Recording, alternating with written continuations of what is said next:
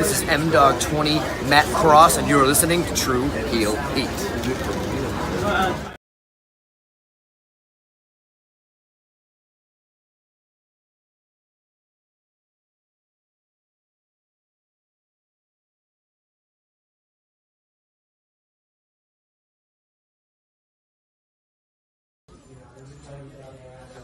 This is the knockout artist, Chris Hero, and if you're looking for some true heel heat, you better listen to them boys.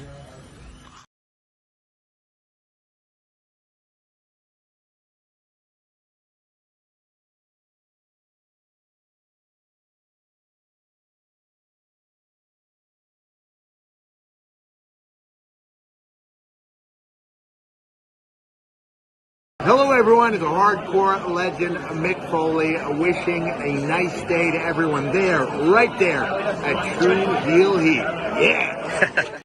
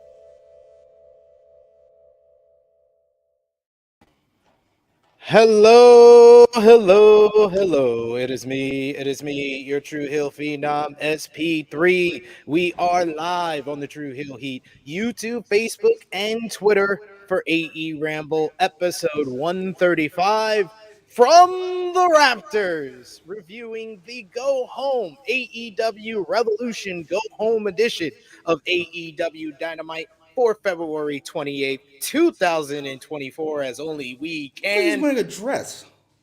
And to do that, we are joined by the man of 54,000 subscribers. You go to him for your TV and movie reviews, and every Thursday you come to him for your honest criticisms of Tony Khan and AEW. He is Jimmy Macram. Hello, ladies and gents. How the hell are you? They're doing mostly fine. They're ready for the shenanigans. I see a bunch of people in the chat saying, but yes, welcome everyone. If you're new here, we're here every Thursday, 1:05 p.m. Eastern Time, right here on the True Hill Heat YouTube channel with our Dynamite review called AEWramble. Me and Jimmy breaking down AEW Dynamite as only we can. The good, the bad, the ugly. We keep it real like no other AEW Dynamite review out there. So show that appreciation. We appreciate y'all if you're watching us live. Appreciate y'all if you're watching us on demand. Remember to show that appreciation back the simplest way possible. Drop the thumbs up on this video. Share this video with all your wrestling fans, friends, and family on all your favorite social media platforms. If you're new to the True Hill Heat YouTube channel, hit that subscribe button, hit the bell to stay notified for all the great content here. And sound off in the live chat. We'll try to highlight as many of your comments as possible. But if you want to give back, you want to support us here, you could do that with a super chat donation. It will make sure that we highlight your comment on screen. And if you have a question, you have a hot take, you have a thought on last night's AEW Dynamite, the best way to have it read out on screen is with a super chat donation. Thank you so much to everyone who supports. Jimmy, so you know, I'm hearing a lot of feedback. I'm hearing an echo of myself. I don't know if it's me or if it's you. I don't know. There we go. I don't hear an echo of you. There we go. Now I don't. I don't know what you did, but you did something.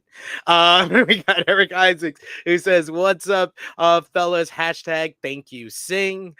We also got Stephen Chambers who says, "What's up, SP3 and Jimmy?" What's going on, Stephen?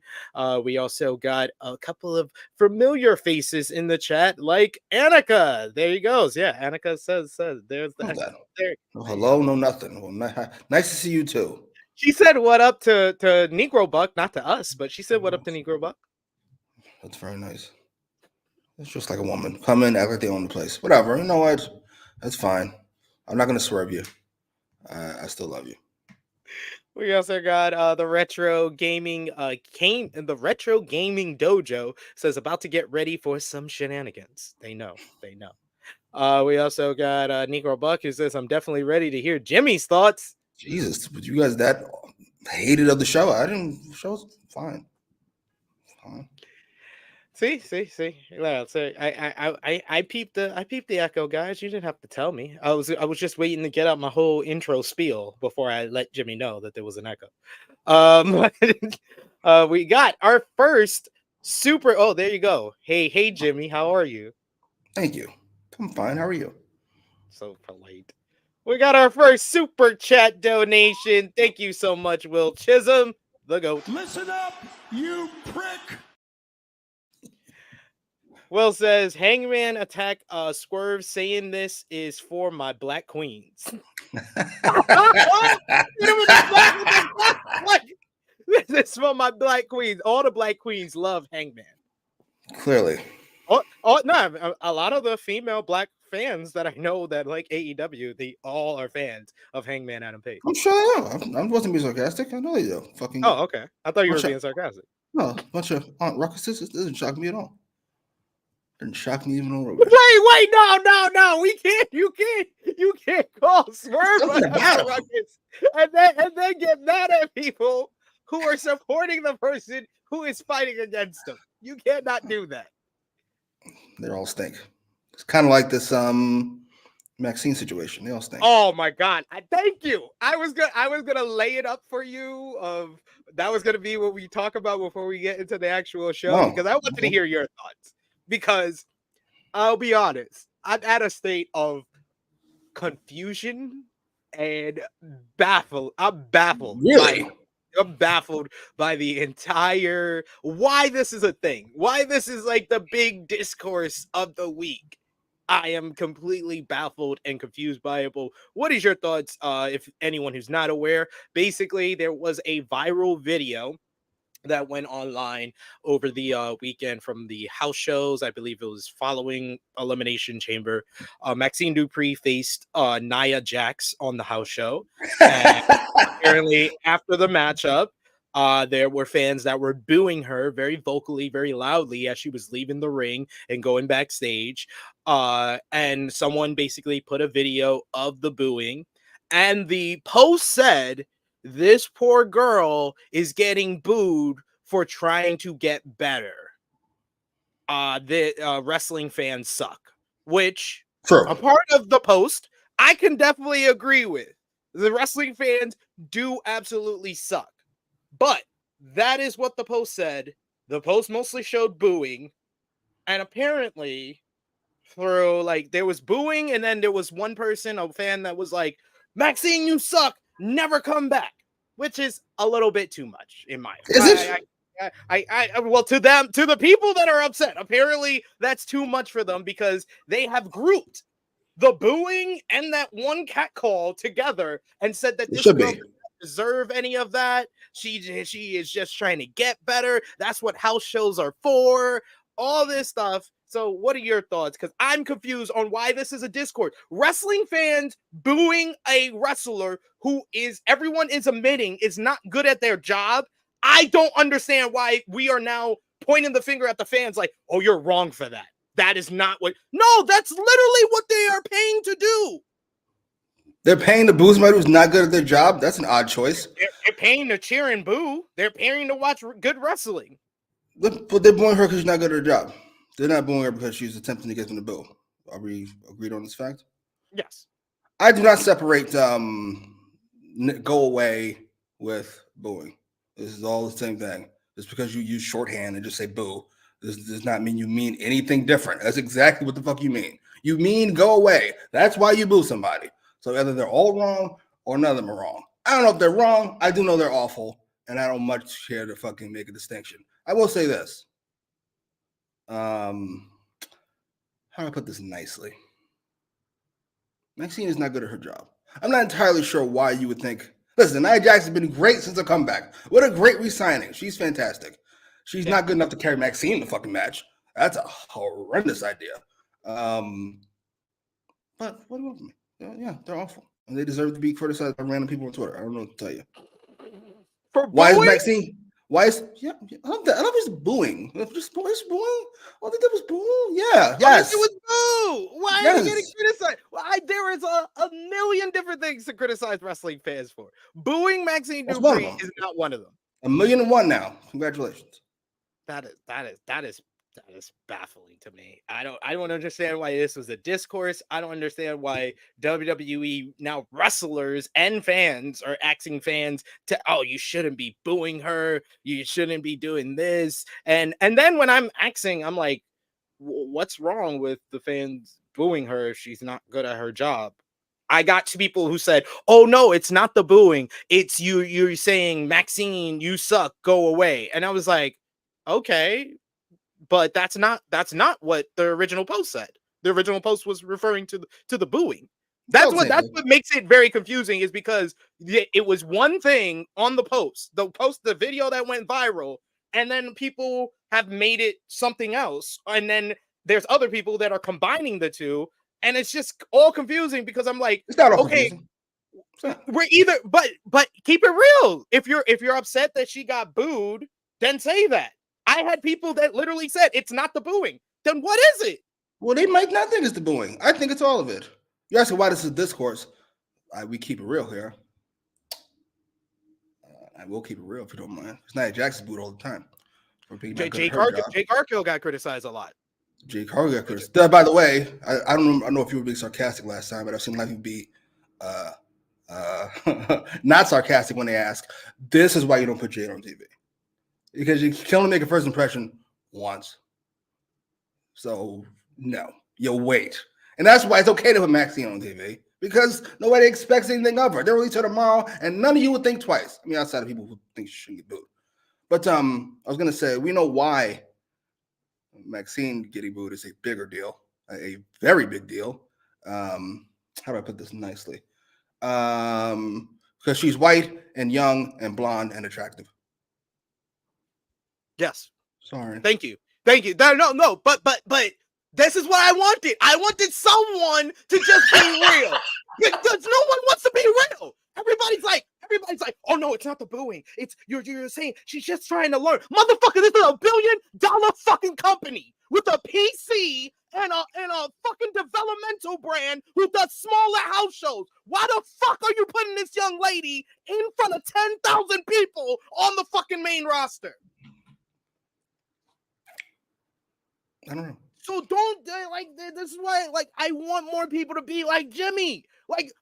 Regardless of if I agree with Jimmy or not, he will be real. None of these motherfuckers want to be real. It's all because, oh, it's the poor precious white girl. She's just trying to learn. She's so pretty. She's just a fragile little thing. She's just trying to learn. Oh fuck, yo. Hey. Yeah, it's so annoying. It's so annoying when people don't want to be honest. That's why it's a thing. That's why it's literally that also makes it confusing because, mind you, and not a lot of people have been saying this, Dana Brooke got similar treatment when she was in this company. They always used to shit on her when she's just trying to learn and say go away, and it would be only like chirps. It would be little chirps like, oh, you shouldn't do that to Dana. And then it just drowns out. But it's like this loud, big uproar from Maxine Dupree. And it's two white blonde girls. So what is it? We only protecting skinny white girls now? Yes. I don't know what to tell you. It's not news to me. I feel bad. First of all, Dana Brooke treatment was horrible. That was where my Yes. Asian wrestling fans increased. Yeah, is this horrible? Is this no? Is this the usual? Yeah, pretty much. But I think you all have gotten used to being awful. I just like we talk about this every week. There is just a million reasons to be like, yo, fuck off the fans. But I'm sorry, booing someone who we all are saying is not good is not one of them. It's just not to me. Yes, of course it is. Of course it is. You're booing somebody who's trying to be. She's not trying to be bad at her job, right? But she is. But she is. She's trying to be bad at her job. No, but she is. Yes, we've already established this several times over. So bullying is okay. Is it okay? Right? Sure. But what's the alternative? The alternative is that they don't react because we've seen the alternative. You know what the alternative is? Because this is another thing that a lot of y'all are forgetting. You know what the alternative is for someone who is not good at their job and they're going to continue to put them in front of our face? The fans are not going to react because I have the example for you, Aaliyah. Aaliyah was in this fucking company for a fucking decade. Didn't get better. They put her on the main roster. She got no reaction. They took her off. She got fired. That's where we're going. That's fine. I'm okay with that. All I'm saying is, you asked me if it's okay. Yes, it's okay. Is it horrible? I don't know if it's horrible, but is it nice? No, certainly not nice. Oh no, it's not. I'm not sure. Yeah. Are you good people? No. Are they trash? Yes. Is it one of the million reasons? No. It's just now 1,000,001. You're welcome. No, it's not even 1,000,001. It's the offshoot. It's this offshoot of you're kind of like now you're changing the lines. It feels like to me. That's what it feels. It feels like the rules are changing. That's why it's very confusing to me. Because if someone but literally for how long have I known wrestling? If someone's not good, you either boo them or you don't react at all. So by criticizing the fans for booing somebody, you're literally asking them to not react at all.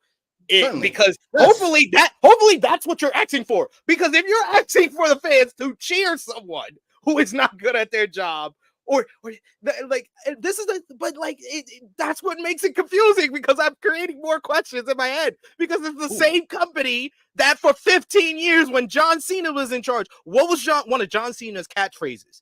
You pay so you can react however you want. Yes, that is what that's called, hokey pandering horseshit, and it's always been wrong. And I don't care what anybody says. You can react however you want. I can pull my dick out and piss on my floor if I so like. That is not how that works. No, that's not a good idea. And no, we're not going to compare pulling out your dick and pissing on your floor. It's my floor. The opinions of Jimmy Macram do not necessarily reflect those of True Heel Heat, its viewers, or affiliates.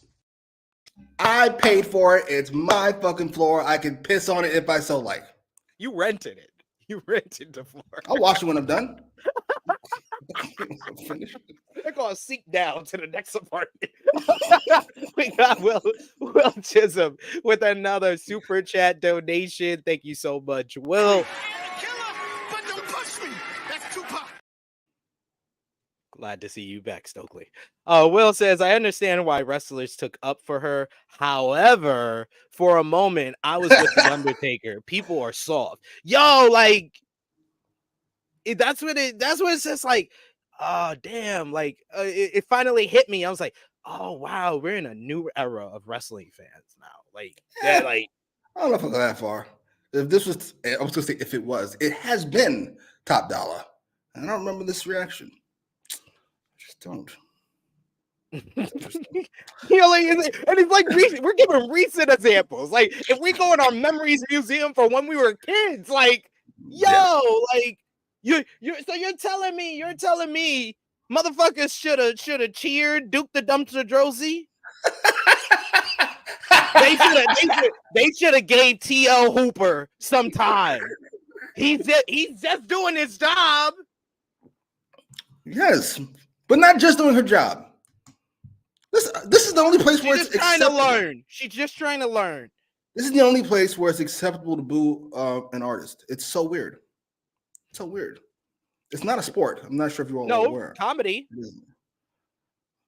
Oh. If someone's not good at comedy, you boo them. Oh. That's a good point. ALW says, because we are in a super sensitive era, everyone has feelings, and everyone's feeling should be considered and respected. I say, fuck that. We are allowed to boo if the wrestling is bad. Come on. Yes, and again, you're conflating words. You are allowed to do a lot. Yes, you're allowed to. Sure, feel free. Nobody's gonna stop you. Not yet, at least. A few more vaccines, it might be stopped. Might be fucking thrown in prison for booing. Fucking how pretty she is. Yo, for real. Like, that's what it sounds like to me. Annika says, where was all this wrestling support when people get at Thunder Rosa or Sasha Banks for a botch move? Well, I mean, nobody's really a better example, Annika, is where was all this support for Madison Rayne? Madison Rayne that just did that botch move with Deonna Purrazzo, and then everybody went online and was like, "Oh, why they even put her out there?" Yeah, but then what happened? Never been good. Nobody booed her at the show. Oh, that's different. They didn't let their voice be heard at the show. They can do it online, but not at the show. Here's what I would say. Like, I'm just trying to get the rules straight. I'm here to tell you. Because I love how you're just saying boo, like it's this thing that means nothing. Like you went, no. If they all chanted go away at the same time, would you be okay with that? If they all said go away at the same time, then I would be like, that's too much. But that's what boo means. I know. But boo can be, oh, we don't like you. You can take it however you want in wrestling. You can take it however you want in wrestling. You turn to some chick and you say, go away. And then she said, well, that was rude. And you go, that's not what I meant. What I meant was, I don't like you. Oh, okay. Okay. So where was all this support for Eva Marie? You ain't gonna tell me because I supported the fuck out of Eva Marie. I did too. Because I'm like, yo, she's just trying. I was here 10 years ago being like, she's just trying to learn. And now look at you. You learn these people and now you're a miserable old man. No, yeah, but this is what I literally said it when I put out the tweet. I was like, maybe it's me being a true heel. Maybe it's me being jaded. I think it's more me being jaded that I don't get it. It's very confusing why we are criticizing fans for booing. And then that's why I said that's what made it more confusing, because then I had people, it's not the booing. I was like, motherfucker, look at the post. Look at the original video. It's like 95% of booing. Y'all just took one person saying something, and y'all are saying that's the reason y'all are okay. All right. So yeah, that's wrong, but booing's okay. Is that fair to say? I was like, what are we specifying? We need to specify what we're upset about. If we're gonna use the John Cena thing, which is if you pay your money, you can do what you want. Hey, motherfuckers can do what they want. If they want to say go away, you're hot, but we don't like you. You're hot, but wish you were fucking Mexican. Because before it was a simple line of don't harass them online. And I was like, yeah, I agree with that. They shouldn't be harassed online. You pay your money to go to ticket. You should boo. You should cheer. You can say whatever you want. I agree with that. I agree with your point. I was trying to specify it to help these people's argument. But if we're just going to group it together, then yeah, the fans should be allowed to say all of it. Yeah, I agree. Yes. But like, it's just, I want to really ask, this is a question mainly for the wrestlers who have come out in support. Like, what do you want the fans? How do you want the fans to react to her? Not boo. Not boo. So you don't want them to react at all. We want you to react exactly the way we fucking tell you to react. That's how. Okay.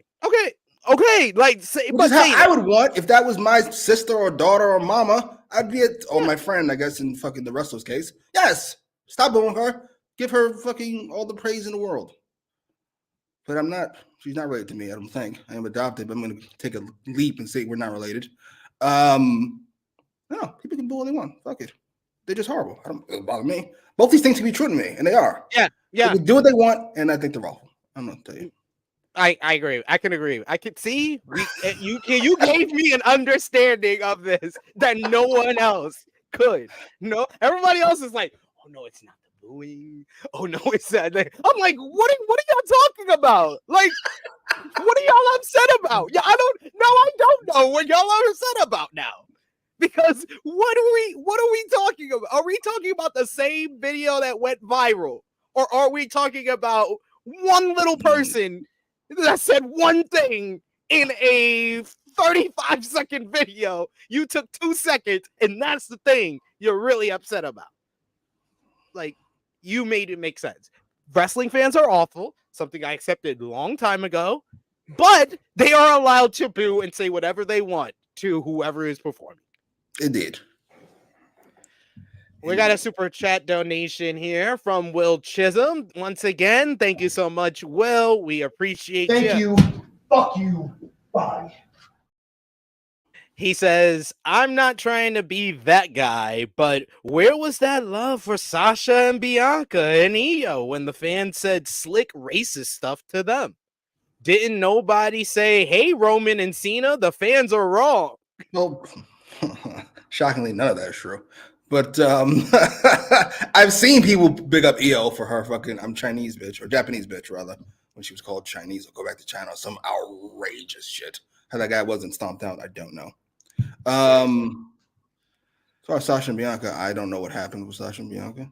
Outside the fact that wrestling fans are typically, we'll say 5% more racist than regular people. So I would imagine some shit was said. As far as Roman and Cena, people saying this shit all the time now. Oh, y'all didn't appreciate them when they were doing their thing and wrestling every week, and blah, blah, blah, blah. Because they felt they were being forced down our fucking throat. And they were. I'm not sure what to say. That's the truth. Yeah, it is what it is. It's like, yeah, these two were forced down our throat. I don't like that comparison. I just don't like. I've been more comparing it to other people, and mainly I've been focusing on females that were not considered bad wrestlers, and I didn't see this type of outrage in regards to the fans. Mainly, a lot of these women, like you got another one here, Brooklyn Bleak mentioning Oksana, they got no reaction. Like, at least she's getting booed. Like, I thought that was like it's to get a reaction. I thought, no. Let me tell you something. If they have to put her in the ring for 5 minutes to be bad every week to get a reaction, we in deep shit. Sorry. Let's not do that. I wonder if she wants to be a wrestler. I don't know what her fucking personality is like. I'm pretty curious. And like, and then you get the people that's like, oh, she's only had 12 matches. She's been with the company since 2022. That's 2 years. That is another reason why I said that's on the company. All of this, a lot of the complaints wrestlers have, a lot of the people supporting Maxine, they're targeting the fans, but it's the company. It's the company though that they need to like talk to. Like, if you want to see, like, they should not be putting her in front of 10,000 people. Agreed. They should be having her wrestle more matches, but more matches on the NXT Florida loop. Yeah, if that's what she wants to do, she should be wrestling on the NXT Florida loop. Agreed. I'm not going to take the blame for wrestling fans, though. That's their fault. I mean, it's their fault. Always is. I love your consistency, and you refused to not be talked any reason out of it. We got a super chat donation once again from Will Chisholm, the GOAT. I'm serious. I'm not going to sit back and take this fucking shit. Book of the year, ladies and gentlemen. I've been shit on y'all for 25 minutes. I apologize, wrestling fans. Give them credit. Give people credit for the votes. Give them. I had more faith in the people. I had more faith in the Wrestling Observer readers. Even though they completely botched a few of these awards, but hey, if your cousin got into a car accident that gave him some type of brain damage, and then you gave him a test, and every fucking year he got a 0 out of 10, and then the next year he got a 10 out of 20, yo, it's not the time for criticism, sir. This is not the time for that. This is time for happiness, and maybe things aren't as bad as you thought. Shocked. Can't believe how many they got right. Will Chisholm with a super chat donation saying, let's be real. She's a blonde white woman, so we got to use kid gloves. I did smile to know some WWE fans are like, yes, we know she's hot, but can you work? Yo, WWE fans been saying the quiet part very loudly this week. Like their defense of Maxine and their defense of the Elimination Chamber has exposed WWE fans a lot more than they think they did. I didn't know what happened with the Elimination Chamber. But yeah, she's Well, blonde and white and pretty. Elimination Chamber, a lot of the complaints were that it wasn't enough wrestling because there was like an hour portion of the show that had no wrestling on it, and there was only 4 matches, and it still lasted 4 hours. But the matches itself were less than 2 hours, and it's something that you have been very honest. Once again, this is something that you're very different from WWE fans. You've been very honest in saying that you don't prefer the matches, you prefer the character work and the promo work. But WWE fans like to put the illusion that they like everything and that WWE has everything. But when people started criticizing the fact that there wasn't enough matches and wasn't enough wrestling on the show, they'd be like, I don't watch WWE for that. So which one is it? Does WWE have it all for everybody, or does it just have that? Of course it does. I don't know if anybody who has anything for 4 fucking hours. It's a terrible idea. Yeah, cut an hour from this. I love that, King, whatever fucking name is. I was just saying this a second ago. You got here late. This is why you don't put Jade on TV. This is the exact fucking reason. This is fucking a good thing, Czar. You should be saying, oh, look at the foresight to not put Jade on TV. Not saying, oh, Jade should be on TV if Maxine's on TV. What a terrible idea. Now listen, Jade's better than Maxine. But at least I would imagine. Yeah, Jade is definitely better than Maxine. We've seen it. We've seen Jade. Yes. Wouldn't be fair. She wasn't wrestling Nia Jax. Terrible idea that is. I mean, he wasn't versing the best people in AEW. He was versing the mid-carders and the lower carders of AEW and still look a lot better than Maxine Dupree. And Maxine Dupree was in the ring with Bayley at the Royal Rumble for the worst sequence of that damn match when she tried to do the head scissors and Bayley had to basically be like, all right, shit. All right, we're going to do it right this time. Like, yo, it was like so frustrating. Like, then that's another thing that not enough people defending Maxine is rectifying. They're saying, oh, she's just trying to learn on the house show. Yeah, like she wasn't in the Royal Rumble. What the fuck? The fuck are you talking about? Like, if she's just wrestling on house shows, okay, maybe you can use that as your reasoning. She's just wrestling on house shows. Why is she getting it? No, they put her in one of the biggest fucking matches of their whole entire year. The greatest stipulation of all time. And millions of people on Peacock and in that building had to watch one of the worst wrestlers in the world in that match. We shouldn't be seeing this. She should be in a wrestling school. You weren't supposed to see it, sir. It was a fucking house show. No, but I'm talking about that. I'm talking about Royal Rumble. I'm still referencing the Royal Rumble. We shouldn't have even seen that. She might have I'm not gonna say that. That's a wild thing to say. I usually say things that are outrageous, and I don't realize how offensive they are until I finish them. But I will say this: she's just not very good. I don't want to put any fucking nicely than that. Okay. Like when she does that, those backflips, it's like an elbow, whatever the fuck. She's like standing still. She's in place. It's just like, ugh. And that's okay if she's not good, but she is a TV ready valet. So just let her be that. I don't understand. Agreed. I don't understand how you have a fucking mathematician and you're giving him an English essay. Like, I mean, agreed. I don't listen, I get it. You want everybody to be a wrestler, but it's not in the cards for everybody. But if you want everybody to be a wrestler, they should not be learning in front of 10,000 people. Certainly. no. Like, you could say, oh, it's just a house show. Motherfucker, these WWE, they tell us all the time they're selling out every fucking house show. So you are putting her in front of 5,000 to 10,000 people a night when you could be putting her in front of 200 300 people in Laredo, Florida. Like, who cares? But people like Maxine. Yeah, not for much longer. You could fucking hide her. I'm not sure what to tell you. Key Potato say, yeah, my point is people were saying Jade can't wrestle just because Triple E said that she didn't get proper training, but Maxine can't arm drag a fucking cardboard cutout of Hornswoggle. So That's a really weird example. I'm not sure if fucking Bret Hart can arm drag a fucking cardboard cutout of man, Hornswoggle.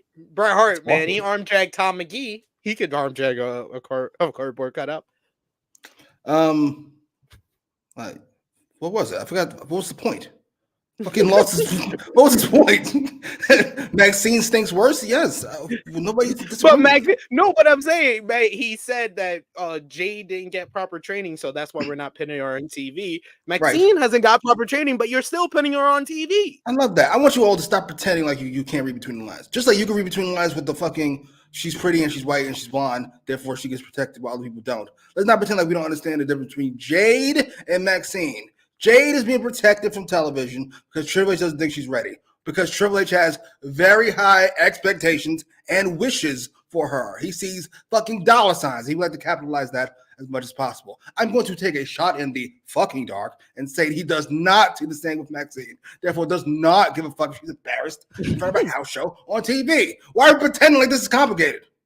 That's rude. That's mean. Now that's mean. That's meaner than the somebody called me horrible. Anything the fans say. That is meaner than Triple H knows this and is actually putting her out there to fail. I have not wrestled once in my life. That's outrageous. That made it worse on Triple H. I have not wrestled once in my life. You just gave us the Royal Rumble press conference for Triple H as far as reasonings for Maxine. I am not a wrestler. I've never been a wrestler. And I can see that there's a significant difference between Jade and Maxine as far as what I want from them. I assume Triple H, who's done this for God knows how fucking long, had his heart blow up because of it. I assume he also sees the same thing. That's just my guess, I would say. That's fair. And that's fair. But still mean. You don't know shit! How does that mean? He knows she's bad, and he's just throwing her out there to fail and get booed. He doesn't. He might be a Vince. He might be Vince. He might not be able to pick her out of a lineup. Maxine, who's that? We got Pikachu. I don't know what that is. I don't know who that is. Will Chisholm says the only reason why she was on the main roster because she was fitting get rid of LA Knight and she was his replacement. Yeah. That's pretty much it. Wild idea. Vince thinks Maxine is a replacement for LA Knight. Isn't that a fucking shame? Ain't that a bitch? This is the real war crimes Vince has committed. Are you out of your fucking mind? Oh my God. Make LA Knight a manager. Holy shit. And we got another super chat donation from our good brother Will Chisholm. Fucking Mark! Who says with Rhea Maximize and Liv Morgan stuff, wrestlers and fans have the Maxine and Liv Morgan stuff, wrestlers and fans have lost their fucking mind. I don't know. Oh, the Liv Morgan stuff about her fucking Becky took her spot? Yeah. Absolutely. Becky Lynch is overpushed and that Liv Morgan deserves her spot. This is but you see, Liv Morgan fans are just like, Cody fans got away with it. That's how that's gonna fucking what they're saying. That's basically what they're telling us. Some guy was saying fucking they're gonna make it a triple threat match. That's right. That's what I thought fucking after No Way Out 2001. We're not gonna do Rock Austin. We're gonna do Rock Austin and somebody else. Right. That's how that fucking works. You gotta do Triple H. Triple H won the match. He won the Absolutely. It's a triple threat match. You're big. You ain't that big, sorry. Take a seat.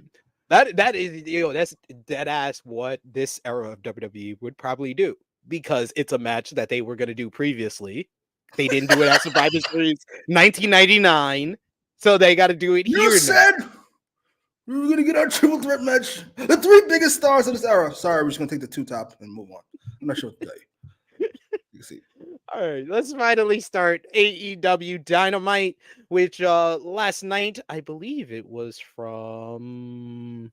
I'm drawing a blank here. Oh, Huntsville, Alabama. What did you think about the crowd last night in Huntsville? Huntsville, Alabama. Oh, what a fucking embarrassment. What an awful crowd. And for a slave state, nevertheless. That is shocking.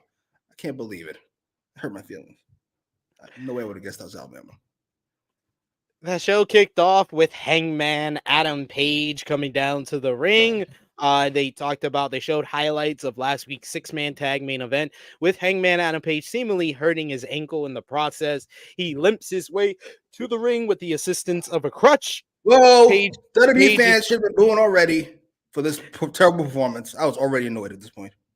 Page was cheered by the crowd and said when All Elite Wrestling started, it was an opportunity to make the most out of expectations that laid in front of him, and believes he did that, winning the AEW World title in 2021.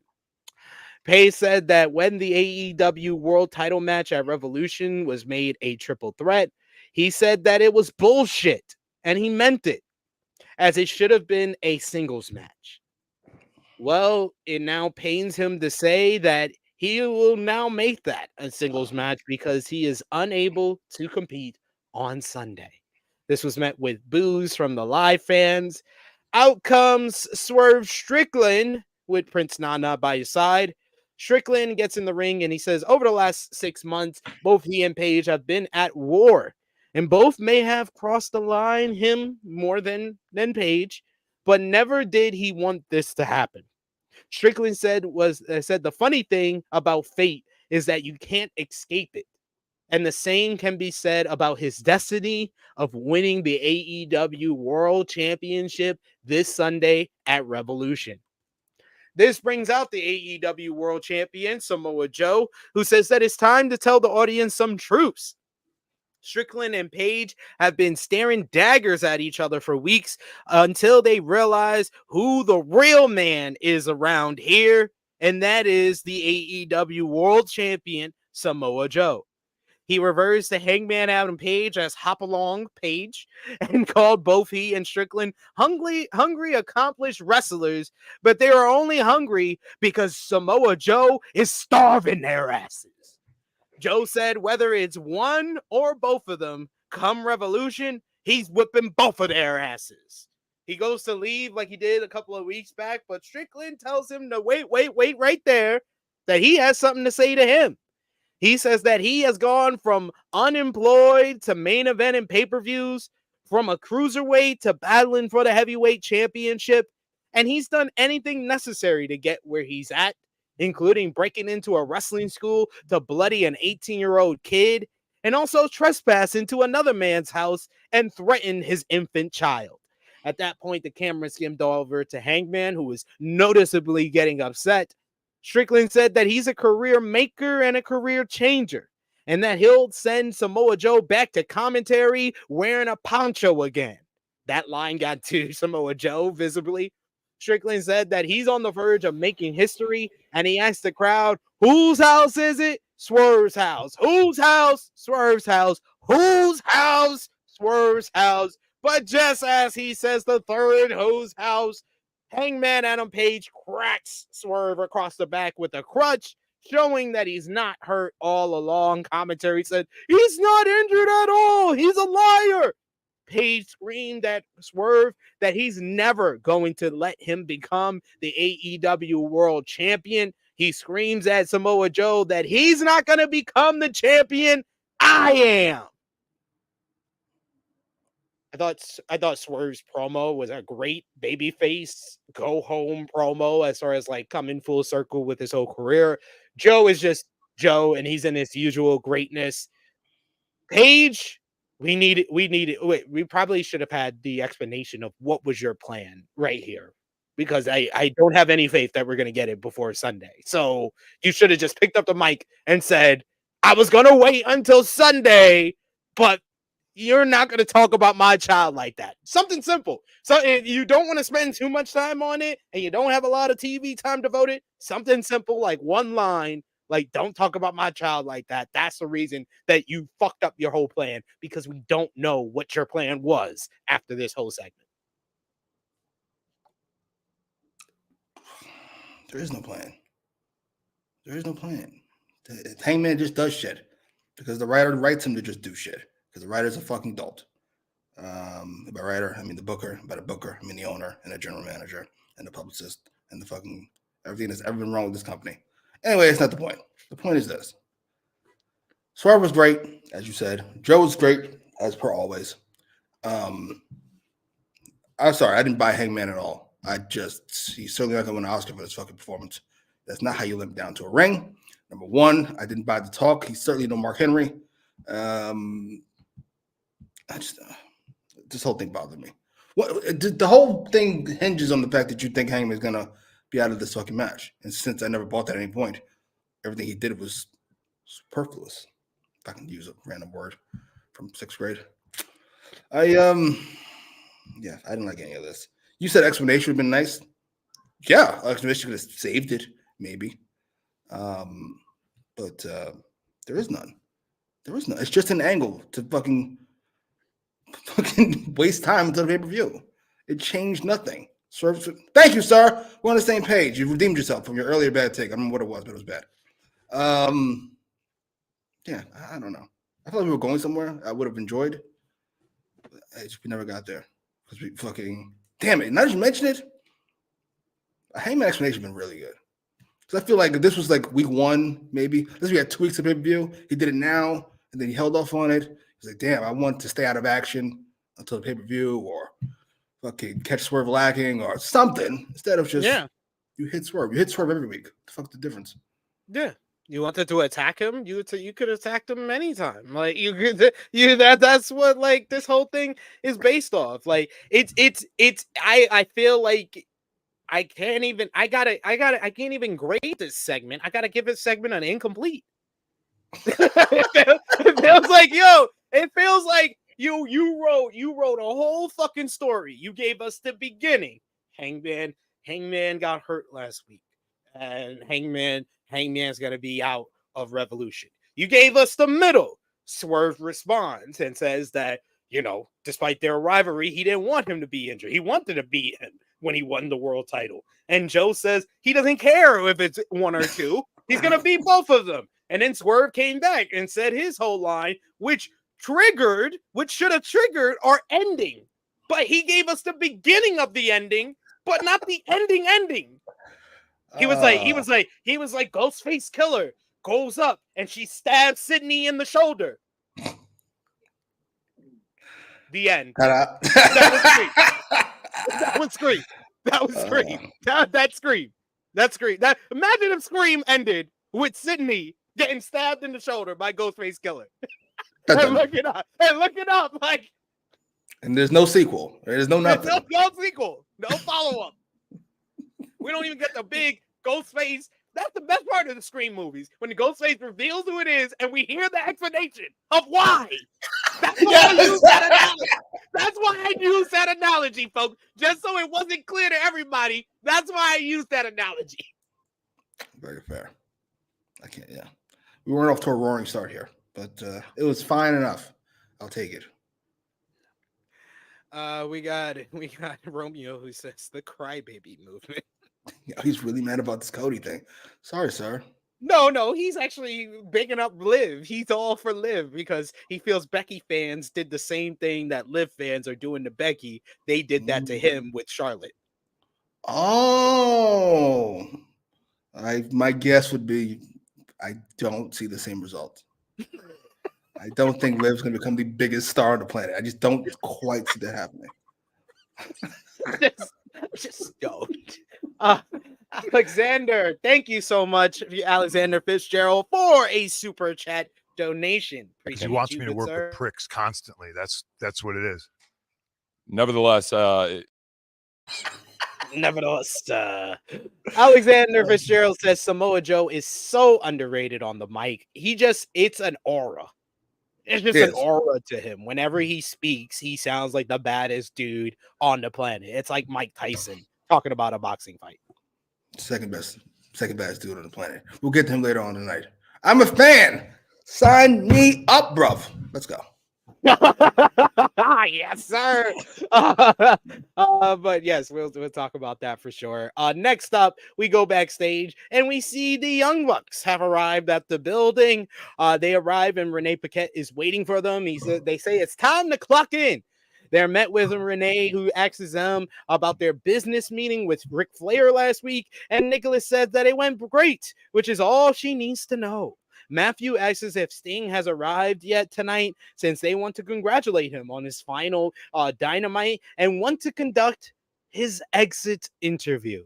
And they show off their baseball bats and they go searching for Sting, which would become our show-long narrative of the night. Any thoughts? I wanted them to be serious so bad. I know I said I was okay with it a couple weeks ago, and I'm over it again. Why couldn't they just be serious? No, this works. This works for me so much. They're the Mallory brothers. The Mallory brothers is Batman villains that were on the Batman animated series on the episode called End of Batman. I've seen every episode of Batman animated series. I don't remember this at all. What is this? Look it up. It's Mallory Brothers Batman animated series. It's basically they dress like Batman and Robin, basically, and they were like brothers.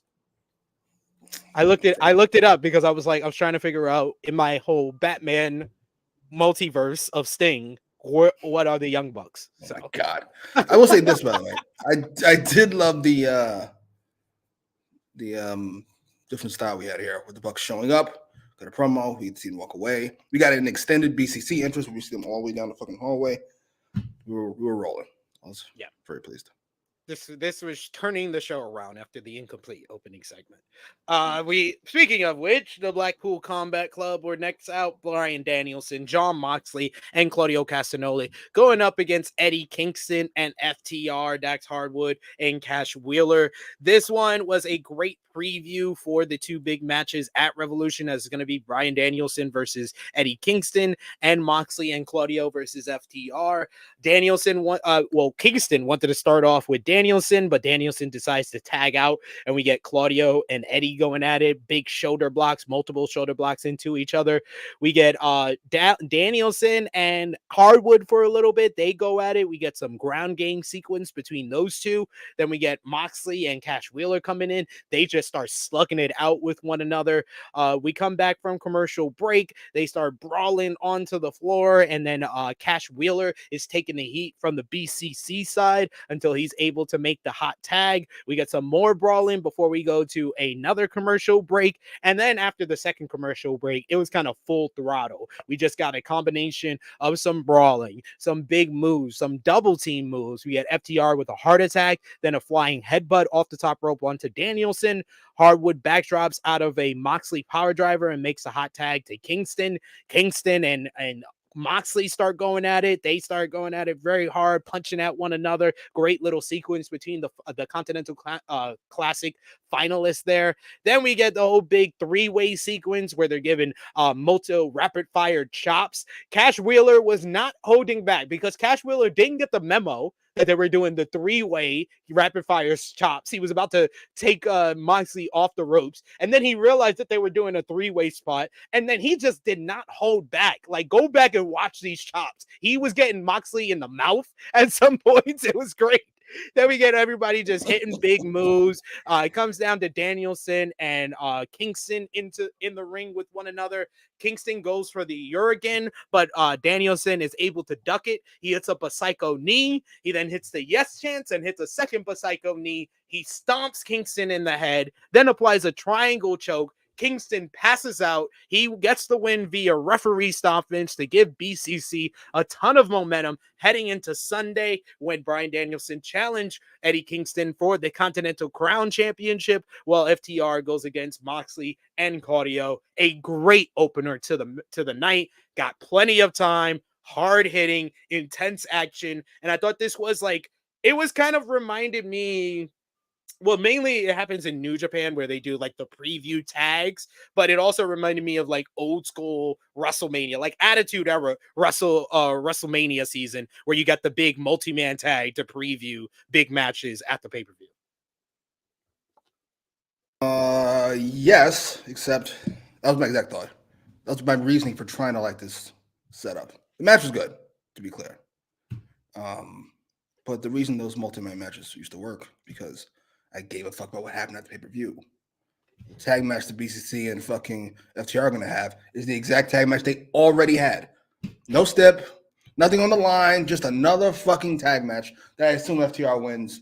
And then we're going to do another one because you got to have a step that BCC wins. Whatever. I am kind of looking forward to Dragon and Eddie. You know, I don't watch Collision, but it's Dragon and it's Eddie. So, and they've never missed. They've literally never missed ever. Yes. Is it just me or the Dragon and Eddie feel like not wrestling wise? Wrestling wise, there are lots of great guys here. Dragon's an A+, Dax is the B+, Claudio's probably a B+, Cash is a B. Cash is a B+ when he's a babyface, though. Yeah, and then there's other people there. Love you, Eddie. And Jesus. Jesus. But yeah, like is it me or did Dragon and Eddie feel like bigger than everybody here? Yes, which is like, most definitely. They felt like the main characters in this. Like they have the main issue, and I like the fact that you just said you noted that you don't watch Collision, but the way they went at one another, you could have got the story right from how they worked with one another.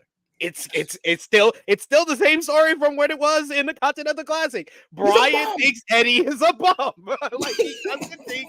Yo, you got to watch his promo from last week's Collision where he just gets apoplectic backstage. He's like he's never lived up to his expectations, to his potential. He's a bum. He's like yelling. He's like yelling into the mic. It was so funny. I was like, Danielson as a heel is the best. He's just the best. Go Dragon. Such a fan. Oh man, yeah, really great matchup. Spoiler alert, this is probably the best of the night. But we got a super chat donation here from Will Chisholm. Thank you so much. Jesus. Let's fucking go. Let's fucking go. Will says, I'm not trying to be mean, but I think proper, like the theory of Liv Morgan, she's the blonde that Vince wouldn't push. Dana Brooke different, get that love with her non-wrestling.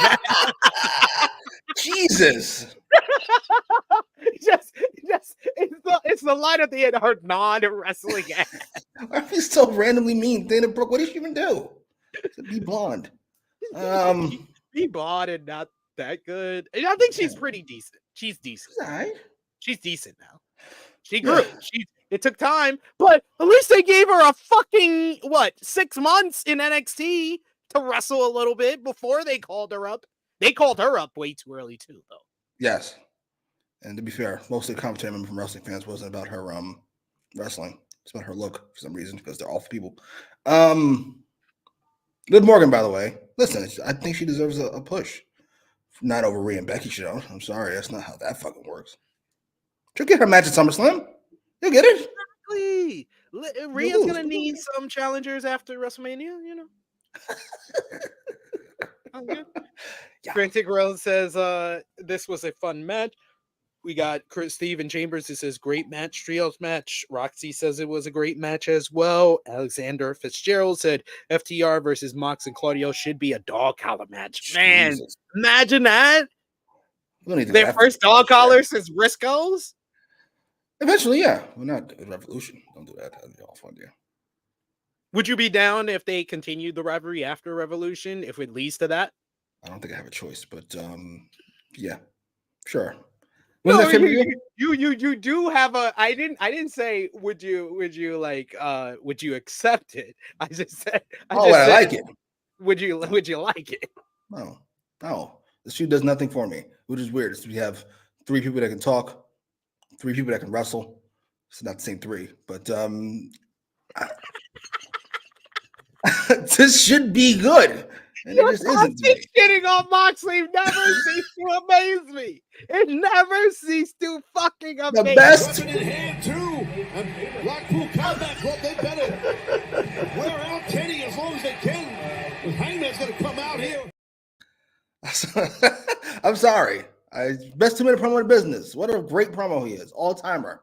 He's one of the top 20 promos ever. But you're going to put him next to Dragon and tell me, spot the difference in these wrestlers. I'm not entirely sure what to tell you.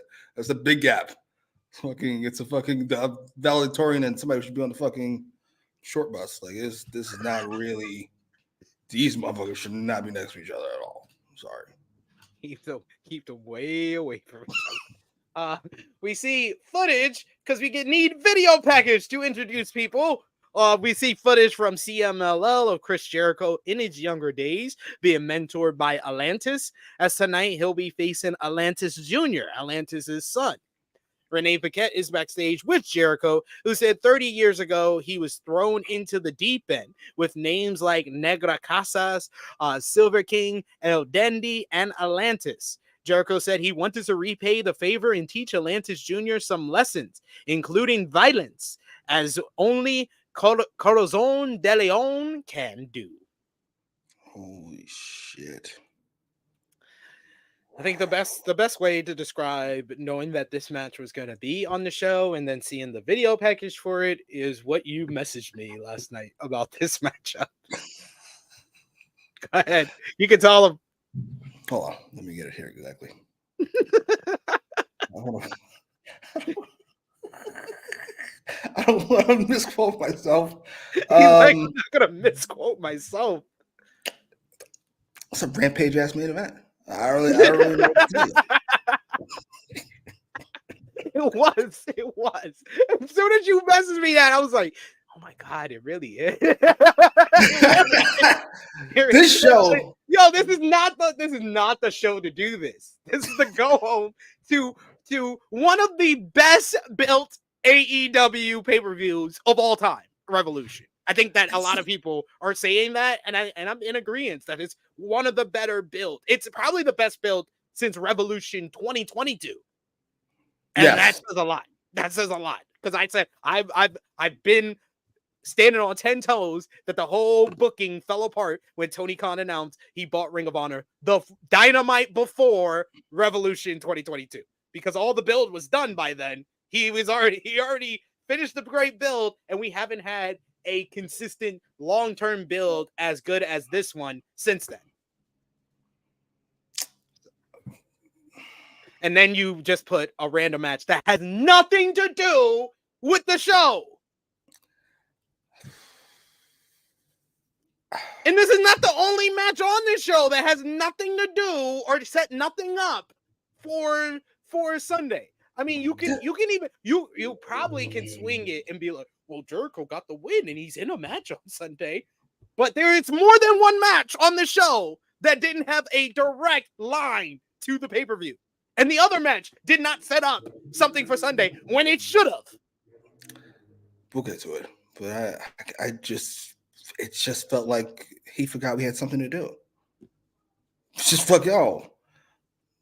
We got 2 hours to kill. Let's put Jericho on. What?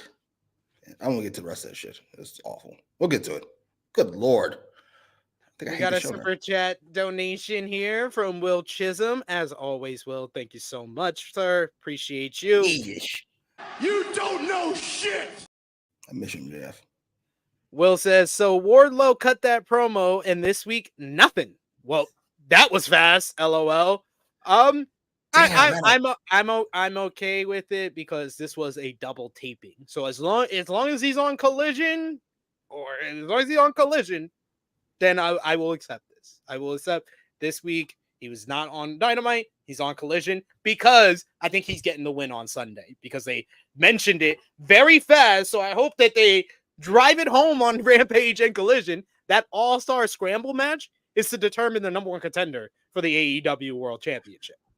I about to say, I heard the end of it. I heard number one contender. I didn't hear what the fuck they were talking about. Yeah, he said it so fast because he had to get to the next match. So he literally puts out something that important. Like, literally, I had to tweet it because I was like, I know not a lot of people heard that. Can I ask why we do that? Like, why do we have Excalibur do that? It doesn't seem like a very effective way to promote a pay-per-view. I don't know why they went back to him announcing everything at once. They have been doing well this year as far as like, hey, let's let Excalibur announce this before the main event. And then during the main event, when we just come back from like the first commercial, he can announce 1, 2, these matches for like Collision or Rampage or something. That whole rundown of Revolution when he went This is the match that's happening in Revolution. But first, on Rampage, this is happening. But then at Revolution, this is happening. And but then at Collision, this is. I was like, yo, I feel bad for him. I don't even feel bad for myself. Yeah. He had a stroke during the 8-man tag. He went Brian Cage and Christian Cage. Sorry. I feel bad. He got whatever Max Caster got on his rap on Collision last week. So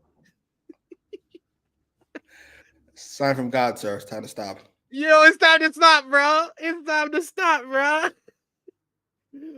Next up, we got the segment Jimmy was wanting to talk about.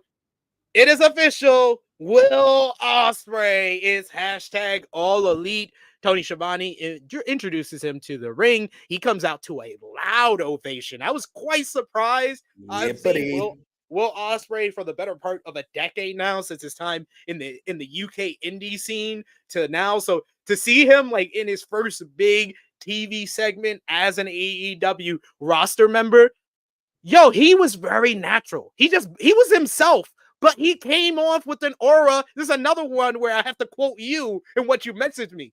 Main character vibes. Like he just came out like he is a bona fide star and he's going to be the man sooner rather than later. He says that he wants to thank everyone for the reception and for allowing him to finish his obligations for New Japan Pro Wrestling. But he says his obligations are done and now he's here. Ospreay says he's dressed in a green jumpsuit like he's Kermit, and he reminded the crowd how he's already had wins in AEW.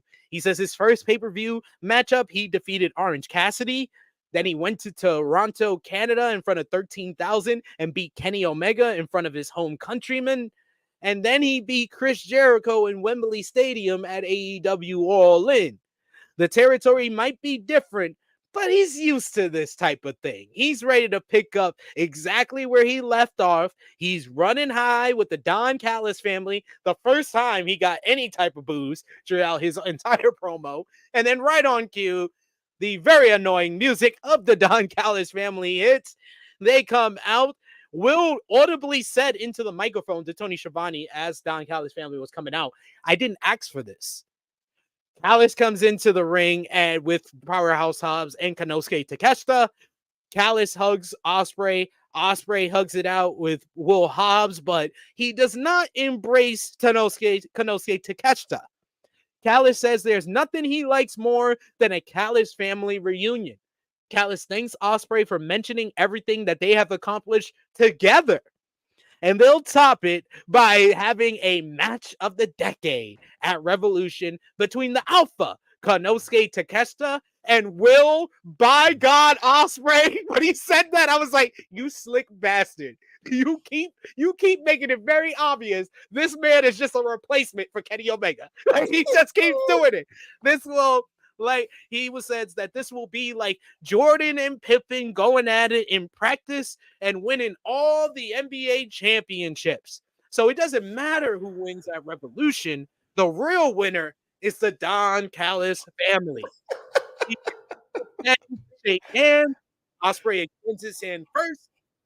Takeshita hesitates, but then he shakes it.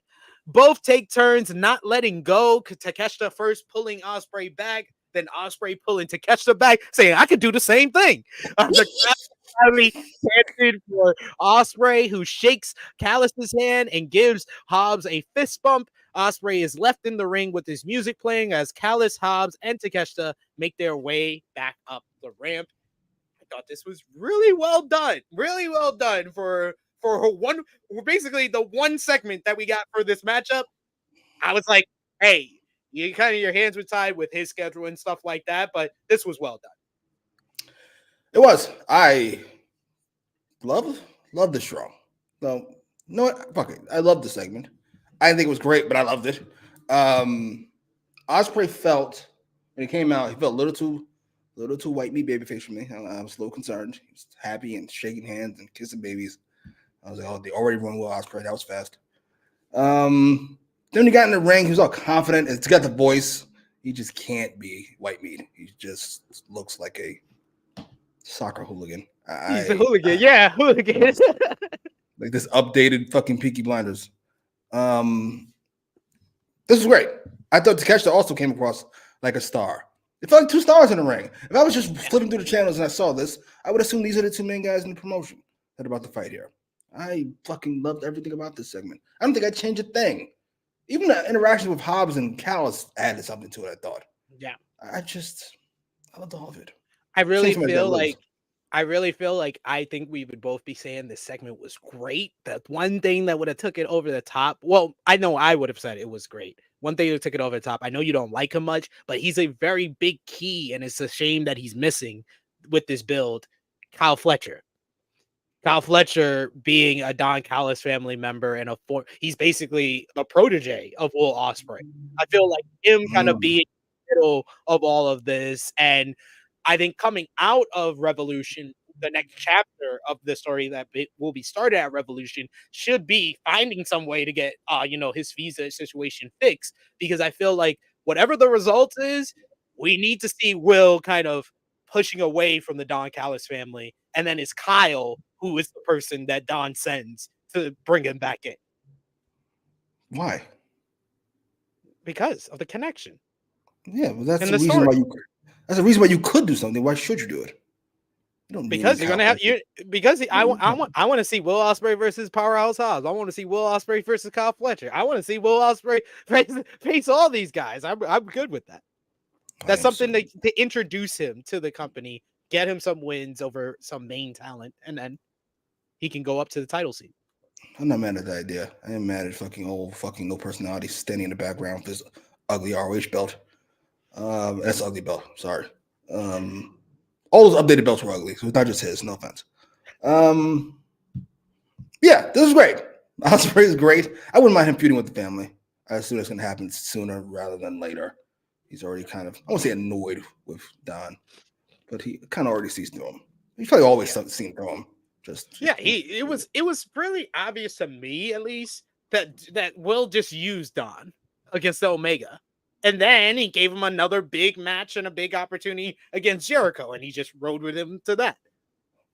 But we've never heard Will Ospreay until like this time, him saying he's been running high with the Don Callis family, but he's never like really affirmed his spot in the Don Callis family. Small thing. We've got to fix the updated graphics. Sammy's still in that fucking Last Supper photo. Oh, yeah. Gotta update those things. Hey, please. I agree. Brooklyn Blake saying Ospreay is going to be the main face that Kenny Omega should have been. Ooh. Kenny Omega was the face of the company in 2021. He was. Sure. He was. Let's go with that. He was the world champion. He was the world champion of multiple promotions. Samoa Joe's the world champion. Is he the face of AEW? Stop it, Skip. Samoa Joe's the world champion, ain't he? Was he world champion for 346 days? So if he was a world champion for 346 days, he'd be the fucking main character. You know, he's never been true like the main character up until this point. Yep. It's good to know. It's good to know it was CM Punk all those days and not John Cena. I remember that very differently. That's weird. We got a super chat donation from Big Hero Chris. Thank you so much, Chris. We appreciate the support. I'm hurt and I'm old and I'm fucking tired and I work with fucking children. Yeah, bruv. He simply says, bruv. Bruv. That needs to be like Osprey's eat. Fucking Triple H ass fucking accent. Triple H with an accent. Why your voice so deep? You're 30-something years old. Hey, bruv. Hey, bruv. Hey, bruv. I got a family, bruv. King Potato said, Will came in and said, I've already came here and beat your favorites, bruv. What a babyface thing to say. It still worked. Actually, it worked. Right. It worked as a babyface. It did. We got another super chat donation from Alexander Fitzgerald. Thank you so much, Alexander. That's fucking bullshit. Alexander, you stop using that one. Let's see CM Punk with a fake smile on his face. This shit is heinous to watch. Alexander says, I couldn't even enjoy the segment. I'll enjoy Ospreay when he gets away from the Don Callis family. Oh, stop it.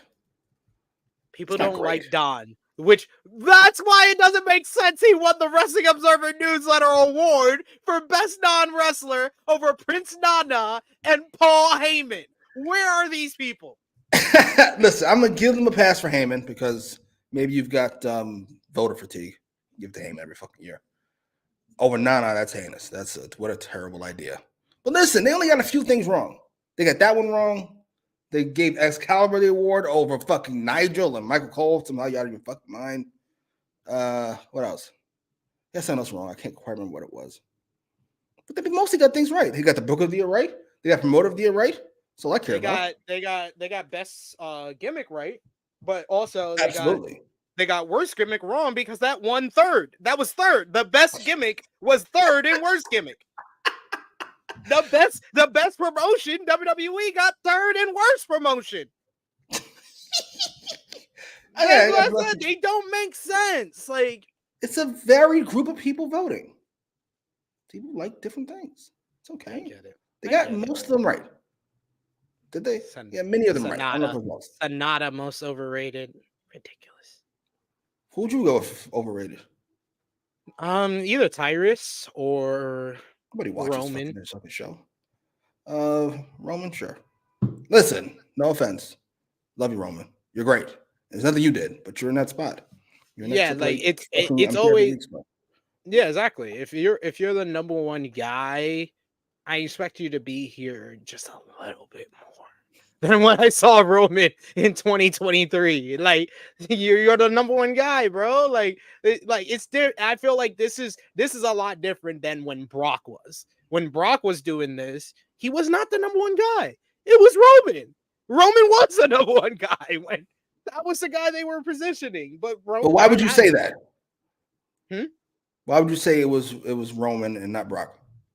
Because he was the one that they had main eventing WrestleManias. He was the one that they had on the covers of everything of WWE. He was the number one push babyface of the company, and this has been a babyface push company for the better part of 4 decades.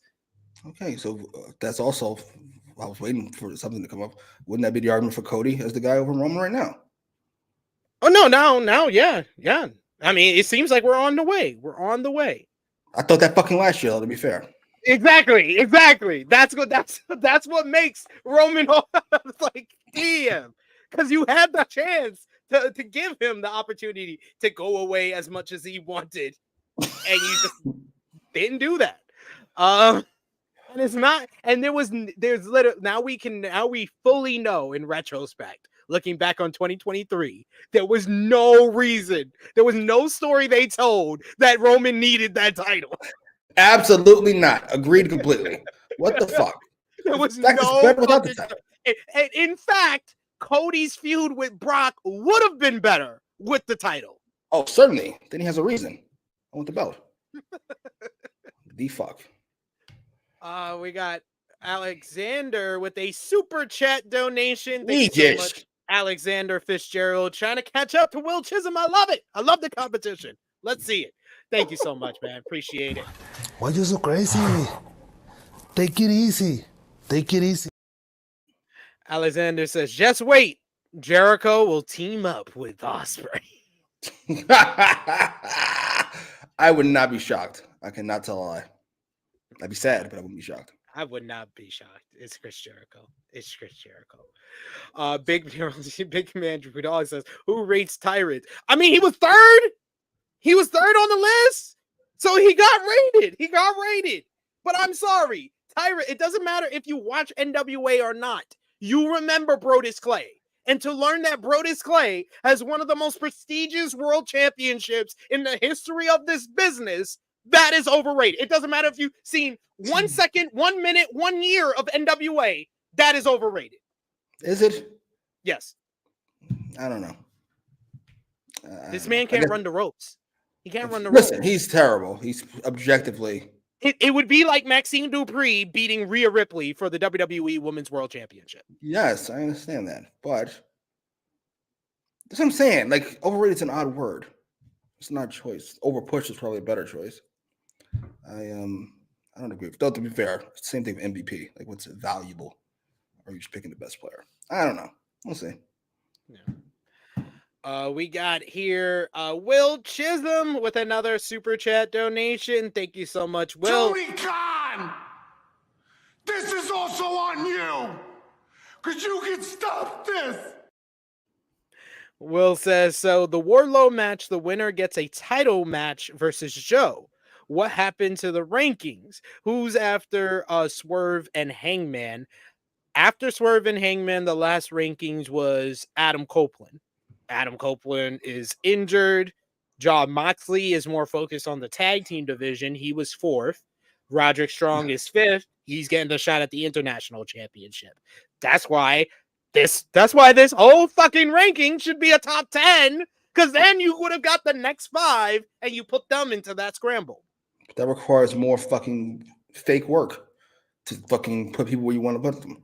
Instead, you should have not brought back the fucking rating. I don't know why we're doing this. Why are you making this so difficult for yourself? We go backstage to Renee Paquette, and she is with the AEW Continental Crown Champion, Eddie Kingston. Yeah, buddy. Eddie promo, go home show. It's going to be amazing. But then the Realm Bucks walk in, and they ask if they're interrupting. But Nicholas says he doesn't care, and he scolds Kingston for talking crap last week about them on Collision, as next time it'll be a fine. Matthew apologizes for his brother. He's a little bit of a hothead, and he tells Kingston to start dressing like a champion. He says, you come in with your baggy pants and your Timberland boots. He ponders if they should implement a dress code. The Bucks then leave and continue searching for Sting. Renee reminds Kingston that she did tell him that he should get the Louis Vuitton Timbs.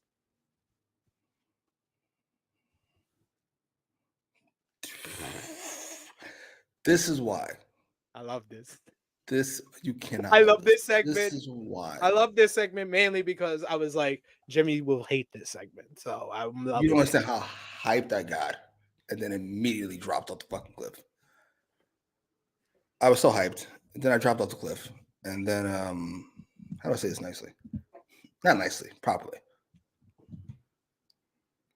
This is why there's Jericho versus. This is why.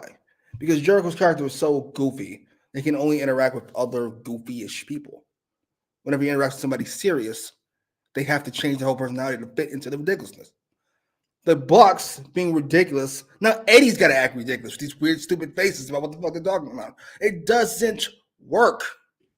You should have had them be serious the whole fucking time, or keep them away from Eddie Kingston. What the fuck? Oh, so bothered. I knew when Kingston mentioned that they would probably do some type of interaction. I don't know if this will lead to a feud because I don't know who Eddie is teaming with. Is it Ortiz? It's like that. That's how you're gonna get Ortiz back into the tag team scene. Oh my god! You can't be serious. What the fuck are we? I'm gonna have a stroke. I already don't feel great. What are we doing?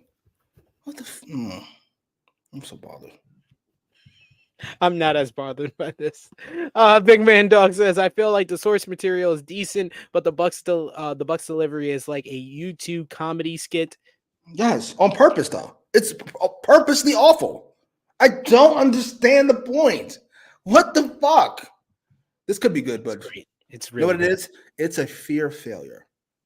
That's what it is. Because if they took it seriously and tried, they could come up short. And if people make fun of them, they don't want that. But instead, look, we're being ridiculous. So then we all go, oh, they're being ridiculous. It's okay. It's a fear of failure. We've all been there. Let the guy on the street sees a hot chick pass by. Go, hey, toots. He knows she's not going to like that. But she can't reject him because he's being ridiculous on purpose. It's fucking childish, amateur horseshit. I'm entertained by it. Next up, you had Orange Cassidy defending the AEW. Entertained by it? I'm entertained by people falling in the fucking street. I'm entertained by fucking crackheads on the train. I don't understand what. The words and opinions of Jimmy Macram do not necessarily reflect those of True Heel Heat, its viewers, or affiliates. AEW International Championship up for grabs. Orange Cassidy defends against Nick Wayne of the Patriarchy. This one started off as a pretty decent matchup. Both guys working well with one another. And I thought, some parts of the second half of this match were good. But this just was too overbooked. It felt like, first you had the patriarchy out there in Nick Wayne's corner, but they would try to, get involved, get on the apron too much. So the referee eventually kicked them out from ringside.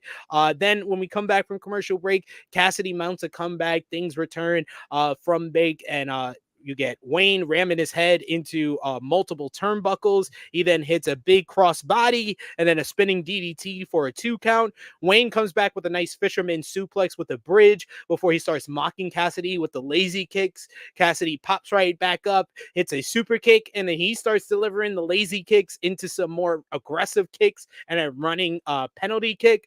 Wayne counters a orange punch into a German suplex, but Cassidy gets right back up and it responds with a beach break.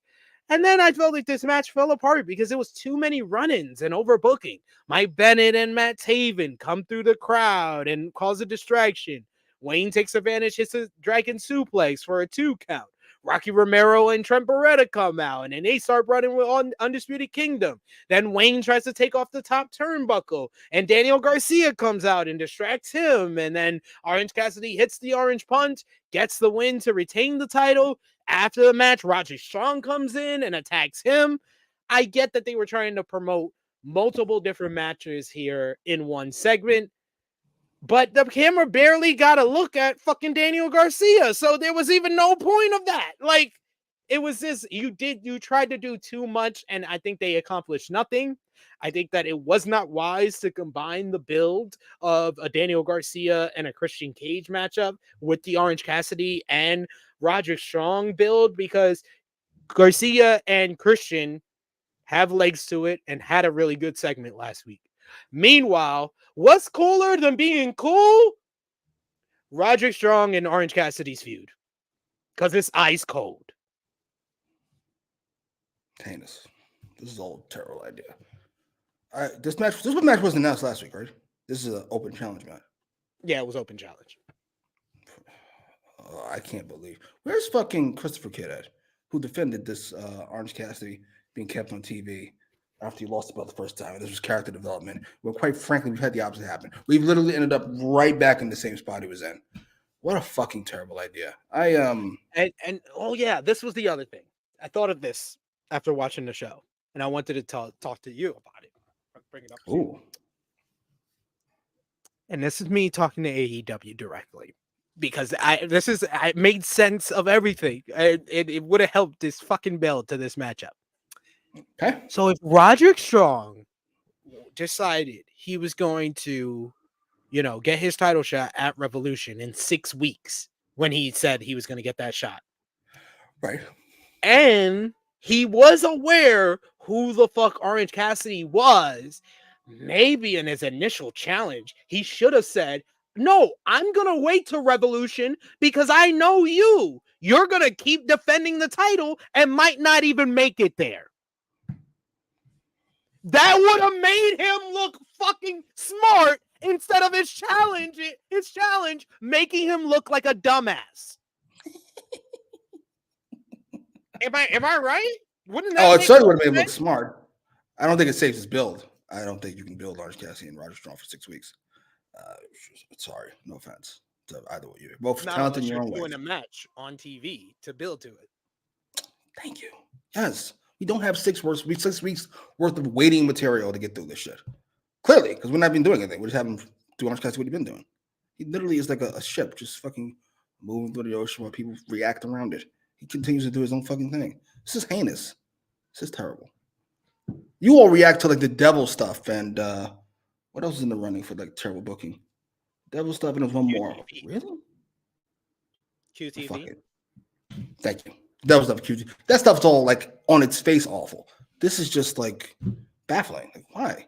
You have nothing to do? Nothing? I don't know. And if Sunday is the end of this run for Orange Cassidy, get him the fuck away from this international title. Like he that's what he needs. He needs that more than anything. If you're ever gonna make him a viable star that makes money for you, you gotta get him away from this fucking international title. I think it's over. I don't think it's over. You don't think so? You think he can? You think his ceiling is as it was post Moxley? No, I don't think his ceiling is as high as it was, but he is still popular. So I think they still can make him a valuable star that they can make money off of. They just have to. They're gonna have to work harder.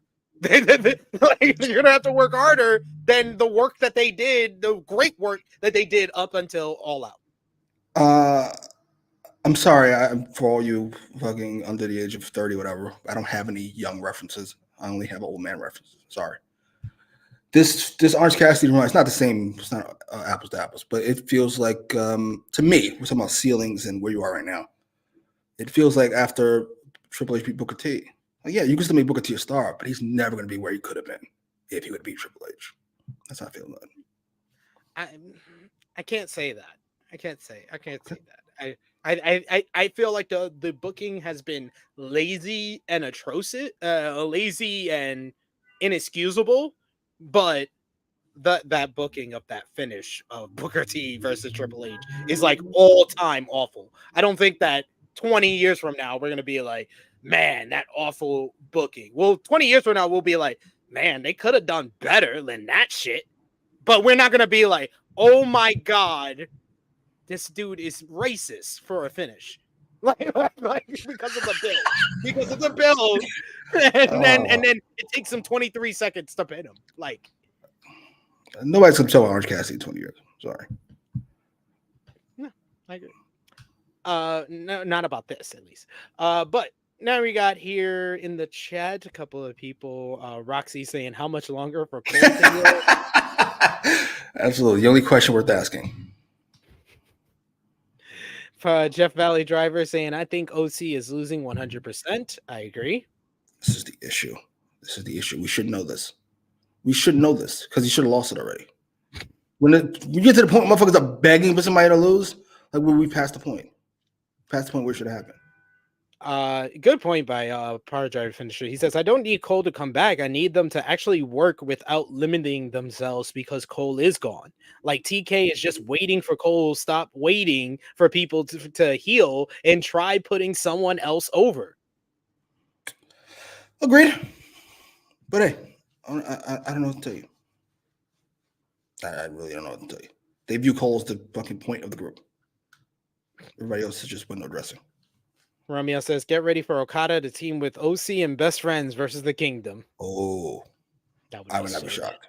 I wouldn't be shocked, but that would be so bad. Speaking of bad booking, the Bang Bang Scissor Gang is here, and they are backstage with Renee Paquette and said that they're really gelling as a group. No, they're not. Switchblade Jay White said that their wires crossed early on, but they got back on track, and he's all about the Bang Bang Scissor Gang now. Austin Gunn suggests that himself and the Acclaim in a team up in a trios match on Saturday on Collision, but Bowen says that's silly and suggests that the Acclaim and Austin Gunn in a trios match on Collision this Saturday. We also got Billy Gunn asking Max Caster what happened to that rap, and Max saying, do you think anyone noticed? This whole thing was underwhelming, but nothing made me roll my eyes more than seeing Switchblade Jay White do the scissoring. Oh. Please make this end like now. Please. After I watched Ospreay and Takeshita, I was thinking there's so many stars in AEW that just don't feel like them. Jay White is one of them, and this is the reason. What the fuck? Who thought this? His love of the Acclaimed makes me sick. I get this was his idea from when he was fucking 2.5 years old or whatever the fuck shitty story he's got about when he wrote this notebook. Because by the way, you should always use your ideas from when you were a kid. Those are typically the best ones. When your brain wasn't fully developed, those are the best ideas. Fucking idiot. Sorry. But yeah, like, why?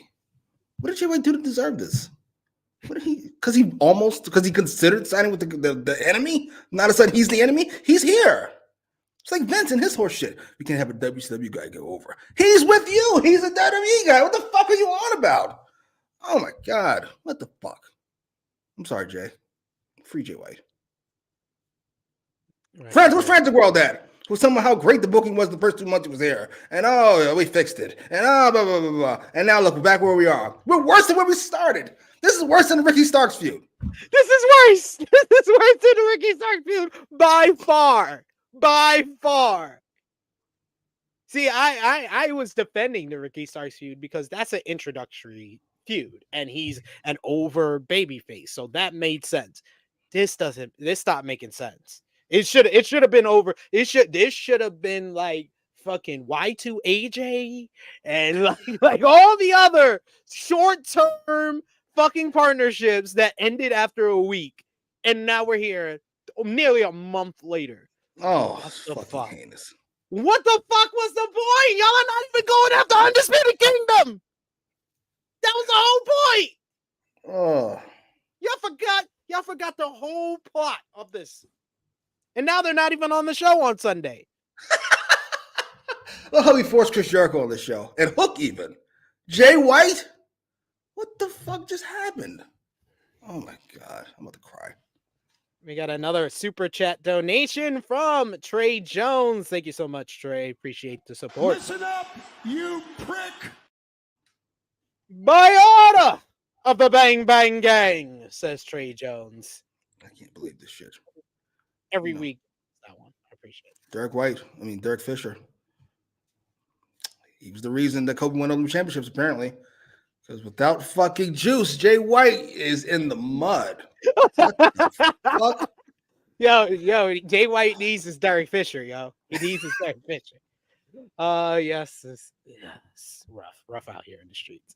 All right, women's match was next, and they're back in the 9:15 spot, folks. Chris Statlander with Stokely Hathaway and Willow Nightingale going up against Sky Blue. This match was a little bit rough around the edges in the early portion of the matchup, but after the commercial break, I thought this turned into a really solid matchup. These two ladies know each other pretty well, so they had some really good chemistry with one another. Once we got Blue kind of controlling things after the commercial break, but Statlander answered back. Things returned with a diving back elbow off the second rope by Statlander. She was a house of fire, hitting a rolling neck breaker. Both ladies fought to the apron, trading high kicks. We get a German suplex on the apron. I love before the commercial break, Statlander did a gorilla press slam and tossed her into the front row onto obvious plants. But we get a couple of. We get Sky Blue. She hits a big Canadian destroyer, then does an inside cradle. Statlander cuts off Blue in the ropes and hits an iconoclasm as Hathaway tries to now then give Statlander a steel chain. Willow's trying to talk him out of it. Statlander says no. She looks at Stokely. The referee at this point is distracted with Stokely. While that is going on, Julia Hart sneaks into the ring, decks Statlander with the TBS Championship, which allows Sky Blue to hit the code blue for the 1-2-3 to improve and win this series of matches, this trilogy of matches against Chris Statlander. Sky Blue picking up the victory here. I do know that I've heard that, Julia Hart has been injured, and that's why she's been out of action for the last couple of weeks. But she did get in the ring and hit somebody with a title belt. So maybe she's getting healthy, and maybe we could have announced a match, maybe a tag team match. I don't know, for Sunday. But this was a match on the go-home show, so one of your big pay-per-views of the year, and this had nothing to do with it. And y'all didn't even make it have something to do with it, which I thought y'all were going to do by announcing the tag team match after the match, but they didn't even do that. But solid match, though. Yeah, solid match. Statlander feels like a star to me. Like, not just like a future star. She feels like an actual star. No matter what she does, she just loses. She's gotten so good since her injury, yo. It's like what Becky's child did for her in-ring work. The injury did for Statlanders. Sky Blue's improved continuously, so. I saw somebody who wasn't pleased about the how long this Stokely Hathaway story is taking. I disagree. I think it's moving briskly from beat to beat. Beat. It's different every week. It's progressing. I can only assume it ends with Statlander turning on Willow. I can't imagine Willow goes heel. Yeah, and I wouldn't be mad at it. I'm here for it. I'm here for everything so far. This is really well done. because Statlander was like, was the one that kind of said, maybe Stokely can give her something that she needs to, get back to her championship winning ways. She turned him down here, and that came in back to haunt her. Where do we go from here? No need to book ahead because we didn't even book this. I think the next story beat that we need is Statlander accepting the cheating help, and Willow not agreeing with that. And then we can get a couple of weeks of them kind of dissension building, and then we get the big blow off with the heel turn. I'm so happy. I'm sorry. I'm just happy for everybody in the spot because they're all great. Yeah, and I'm sorry. I just thought about something, and it just made me smile on the inside and on the outside. Is Sasha Banks related? Heel Statlander with Stokely against Mercedes Moné. I had the same thought. Like, fuck yes. I'm like, all for that. There's got to be a baby face. It can't be Tony Storm. So who's going to be? Oh, right. Mm-hmm. Mercedes, man.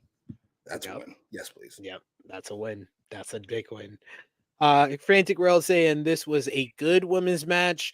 Stephen Chambers saying wonder Willow and Stokely will turn on Statlander. I don't see Willow as a heel. She's such a baby face.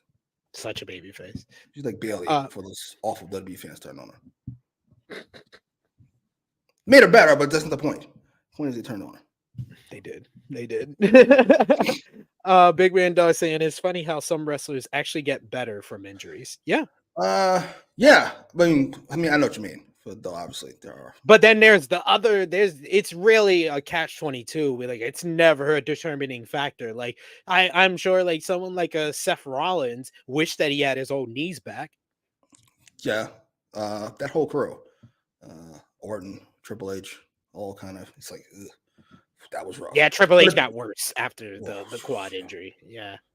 Put on all that weight. Well, it's muscle. It's still weight, sir. You move really slow now. And I would say for younger wrestlers, it's like kind of like when you're in pain when you go to sleep, you wake up, you feel better. An injury's like it gets you time to fucking rethink all the things you've been doing. Yeah, that's true. We got Alexander who says a Statlander heel turn would be cool. Another one that makes me smile. Hater versus Statlander will eventually be a thing at least. Oh my god. Main event of all. Jamie Hayter's got so many money matchups when she come back. She gonna come back. It's gonna be like you went to college and then you come back. Your parents got a mansion. Like, it's like y'all went from living in the projects. Y'all got a mansion now. Like what? Like is this? What did she hurt? What did Hayter hurt? We never got confirmation. Remember that whole weird thing where she was injured before Double or Nothing? They didn't know if she was going to be a part of it. And then they did that weird match that was only like 3 minutes long. But we never got confirmation of what the actual injury was, except that she was selling the shoulder. Oh, okay. Well, I don't think it's such a shoulder injury. But I mean, like, not your knees. It's not a fucking Achilles or a fucking ACL. This is a win. Yeah. We got another super chat donation from Will Chisholm. Thank you so much, Will. We always appreciate you, sir. I'm serious. I'm not going to sit back and take this fucking shit.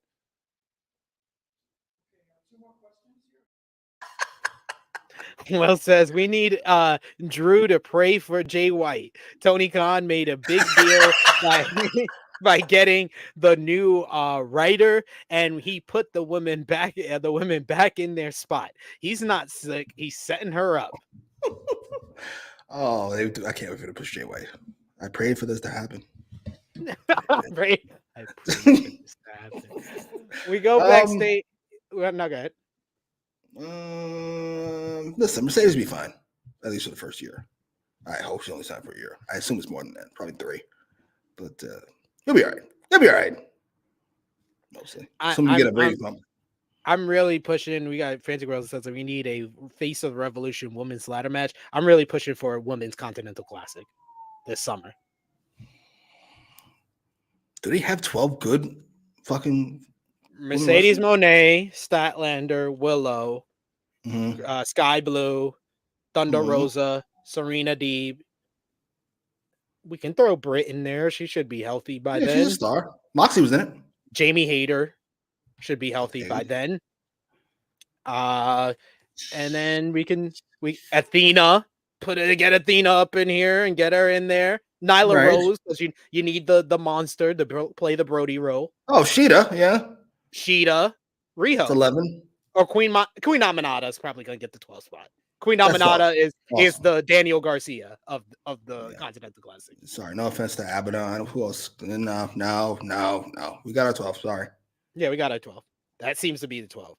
And I will say, I said it on Collision Discourse this week, and I'll mention it to you because you don't watch Collision.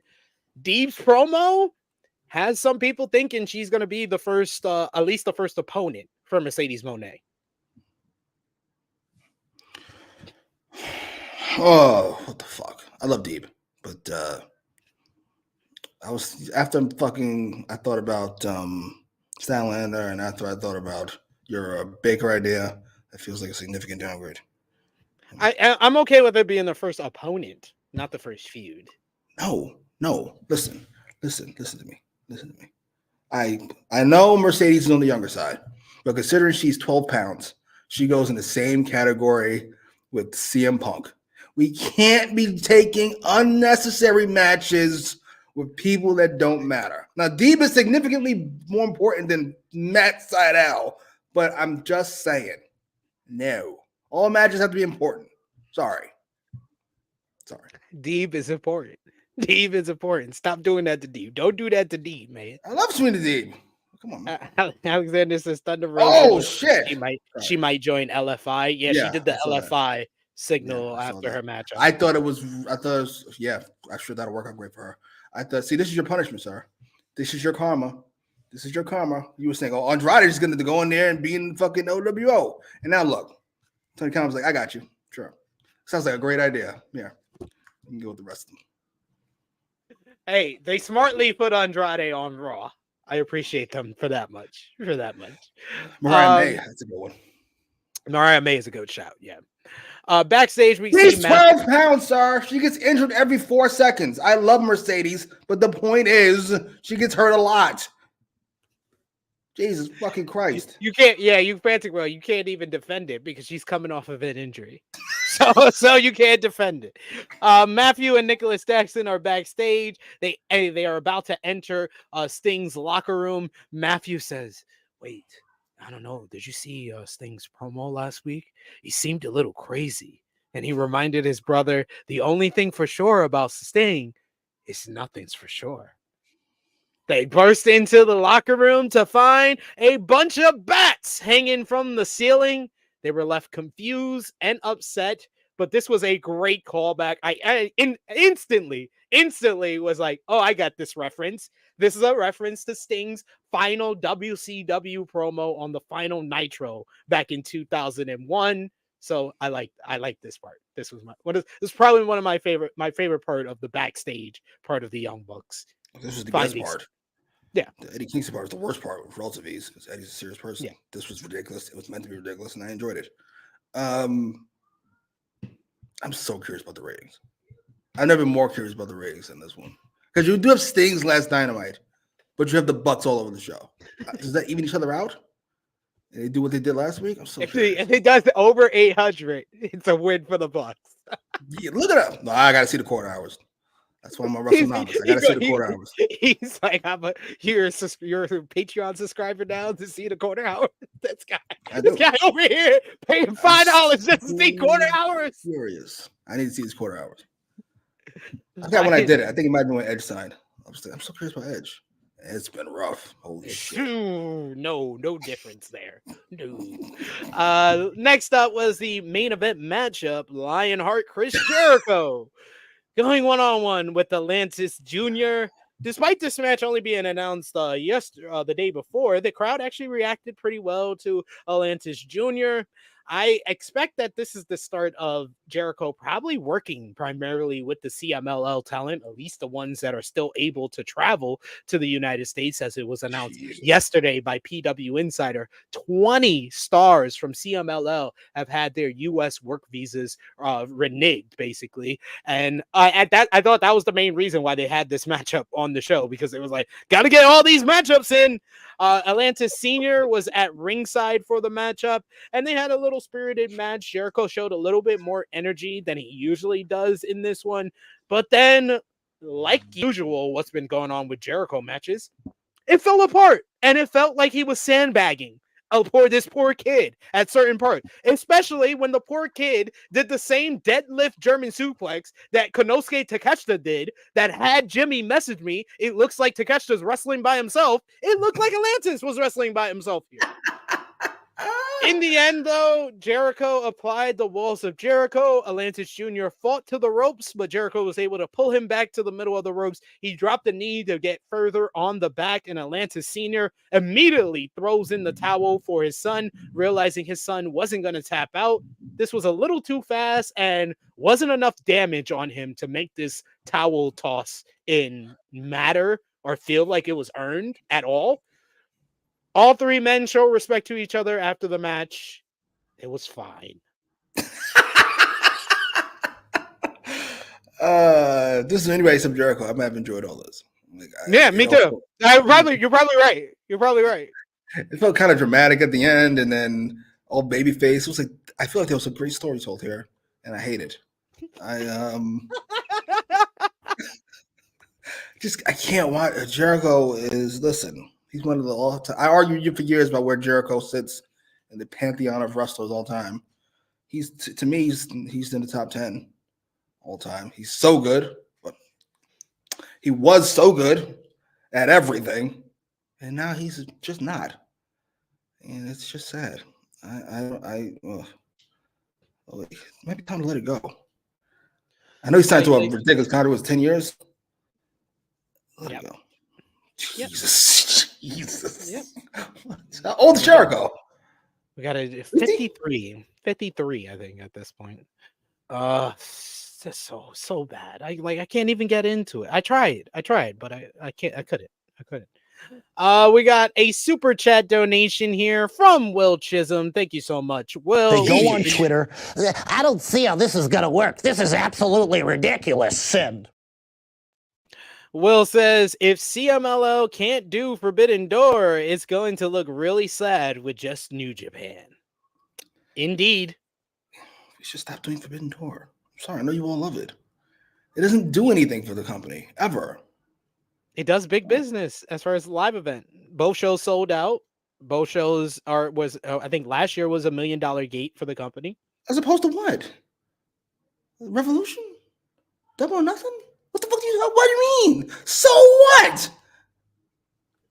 The only other show that did better than Forbidden Door last year was All In. So you tank your ratings for a month? That feels like a terrible idea. I don't think they're taking their ratings. That's hustling backwards. That's ridiculous. Those ratings are always atrocious. They're always bad. Here we go. We should get through this New Japan stuff, and then we'll be back on track. Oh, Jimmy, you're just hating. It's ROH stuff. We get back on track. No, we get back. Sir, then we should stop doing other shit. Clearly. Fucking clearly. Clearly. We also got here, Alexander says, put Forbidden Door in Arena, Mexico. I mean, that would go around the work visa thing. Yeah, if everybody's going to go to Mexico. Well, thank you. Real bang down there. James says, since Tessa Blanchard's in CMLL, I wonder if TK will bring her in. Hopefully, no. Of course they do. You get the whole crew over there. Look at Tessa and Swerve. And other people who hate black people. Jesus! This motherfucker. The words and opinions of Jimmy Macram do not necessarily reflect those of True Heel Heat, its viewers, or affiliates. Tessa, Swerve, Jericho, the Bucks. Fucking whole MAGA contingent over there. Brooklyn Break said TNA versus AEW Forbidden Door, Hammerstone versus Joe, or Alexander or Speedball versus Ospreay rematches. Oh God, no. Yeah, Jimmy don't want to see Speedball versus Ospreay. No. Watch Ospreay versus Alexander. I think you would be basically you'll watch that and you'll be like, this is better than the Speedball match. No, that won't be difficult. Sure. You gave it 4.25 after I pressed you. Gave it 4, and then you bullied me into I put a gun to your head. I was like, motherfucker, I'm not coming down from 5, but you better come up to 4 You gave it a full 5? I forgot that. Oh my God. Fucking wrestling spectacle. club. What's his name? The leader of the wrestling club? Victor Perry. Oh, there's this great story. What story? I'm sorry. We love Victor Perry here. There will be no slander, except he is not good at doing star ratings. He gave 5 stars to Carmelo Hayes versus Baron Corbin. I will never forgive him for that. I will never forgive him for that. Victor Perry is the greatest teacher. He's the greatest club leader. What he's doing with the wrestling club is amazing, but I will never forgive him giving 5 stars to a Baron Corbin match. Old Nudie, is that your name? They don't do Forbidden Door to help the other promotions, sir. That's not how that works. Never forget, this is capitalism, and fucking billionaires don't become billionaires by fucking helping other people. That's not how that works. I'm not sure how many times I gotta say it. And to scout their talent, I'm on my couch watching once a fucking year. I know Switchblade Okada and Ospreay are great. I don't think we needed to do Forbidden Door to figure that out. I don't think so. It's just me. I don't think so. You gotta help other people out. Stop it. That's fair. All right, and then finally we had our final segment of the show. The Young Bucks came out to the ring to finally find the Stinger. They approached some fans at the front row who were wearing Sting masks, and they started harassing them. And then one of the fans just happens to be Darby Allin. Another callback to Sting great memories. Darby fights off both Matthew and Nicholas until the numbers get the better of him. They give him a BTE trigger. They also lay him out, start stomping at him, hit him with the bat until they start waving for someone to come down to the ring. And out comes the Nature Boy, Ric Flair, very, very slowly. Once he's in the ring, though, they hand him a baseball bat, and then he very, very slowly puts the baseball bat down, very, very slowly, pokes Matthew in the eyes, pokes Nicholas in the eye. He punches Matthew. Nicholas comes from behind and gives him the softest low blow of all time. They start putting the boots to Ric Flair until the music of Sting hits. So the Young Bucks try to be smart, and they say, no, you know what? We're going to cut off Sting at the path. We're going to cut him off at the entranceway. They walk up the ramp, and then it happened. For the final time, for the first time in 25 years, Jimmy, 25 years, Sting came from the Rafters, dropped down from the Rafters. This man swore off doing the Rafters drop ever since Owen Hart's death. So when I tell you, I yelled. I would 10 years old again.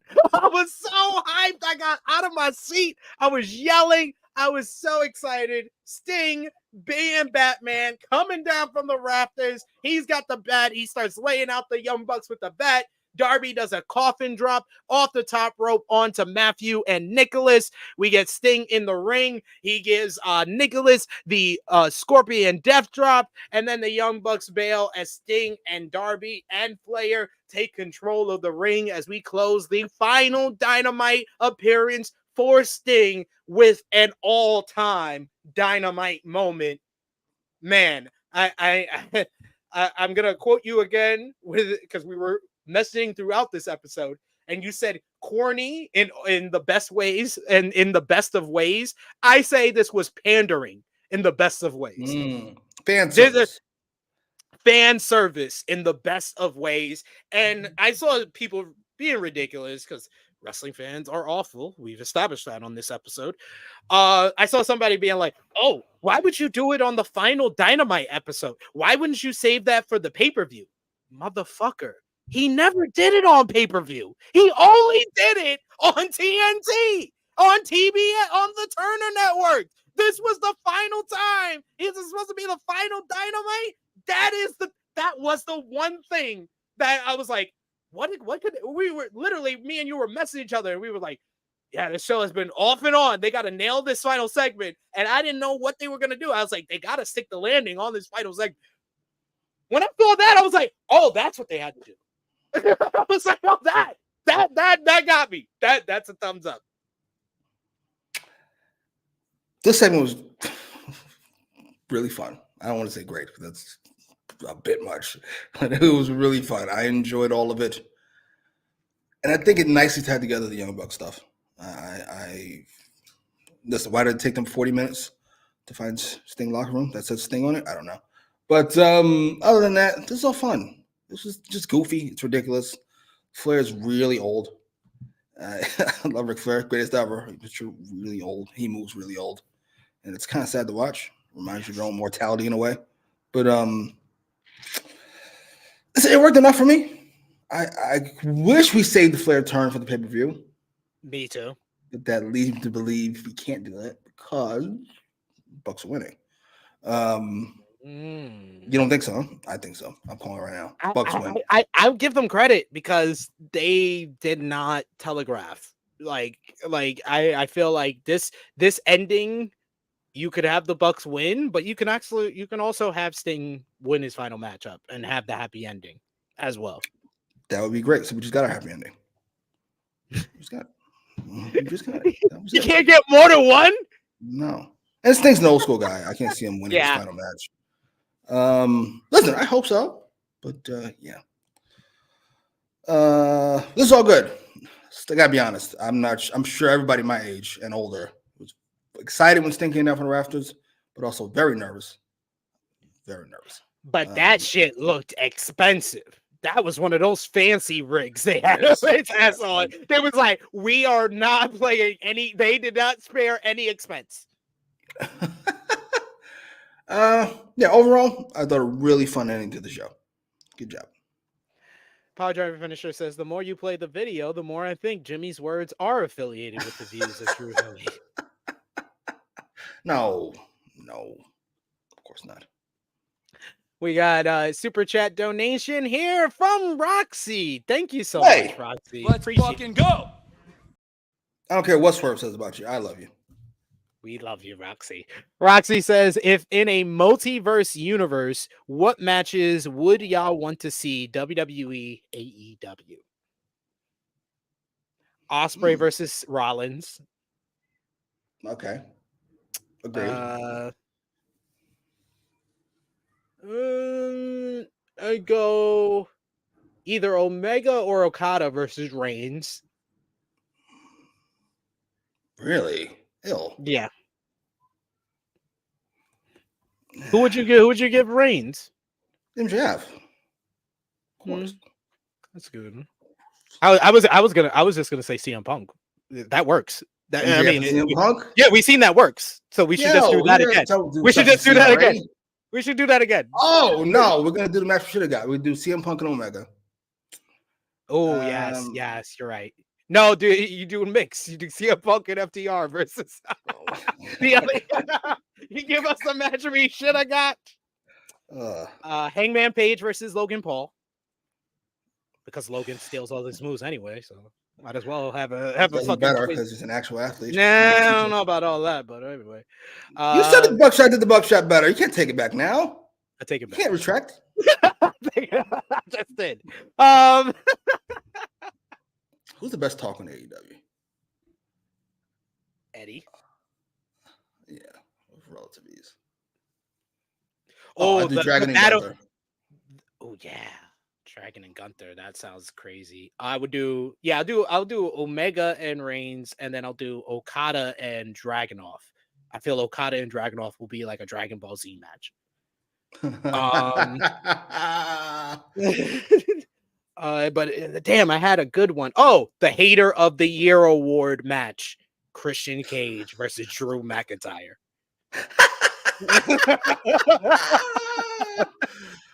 That could be really fun. I do Rhea versus Jamie Hayter. Rhea and Jamie. That makes sense.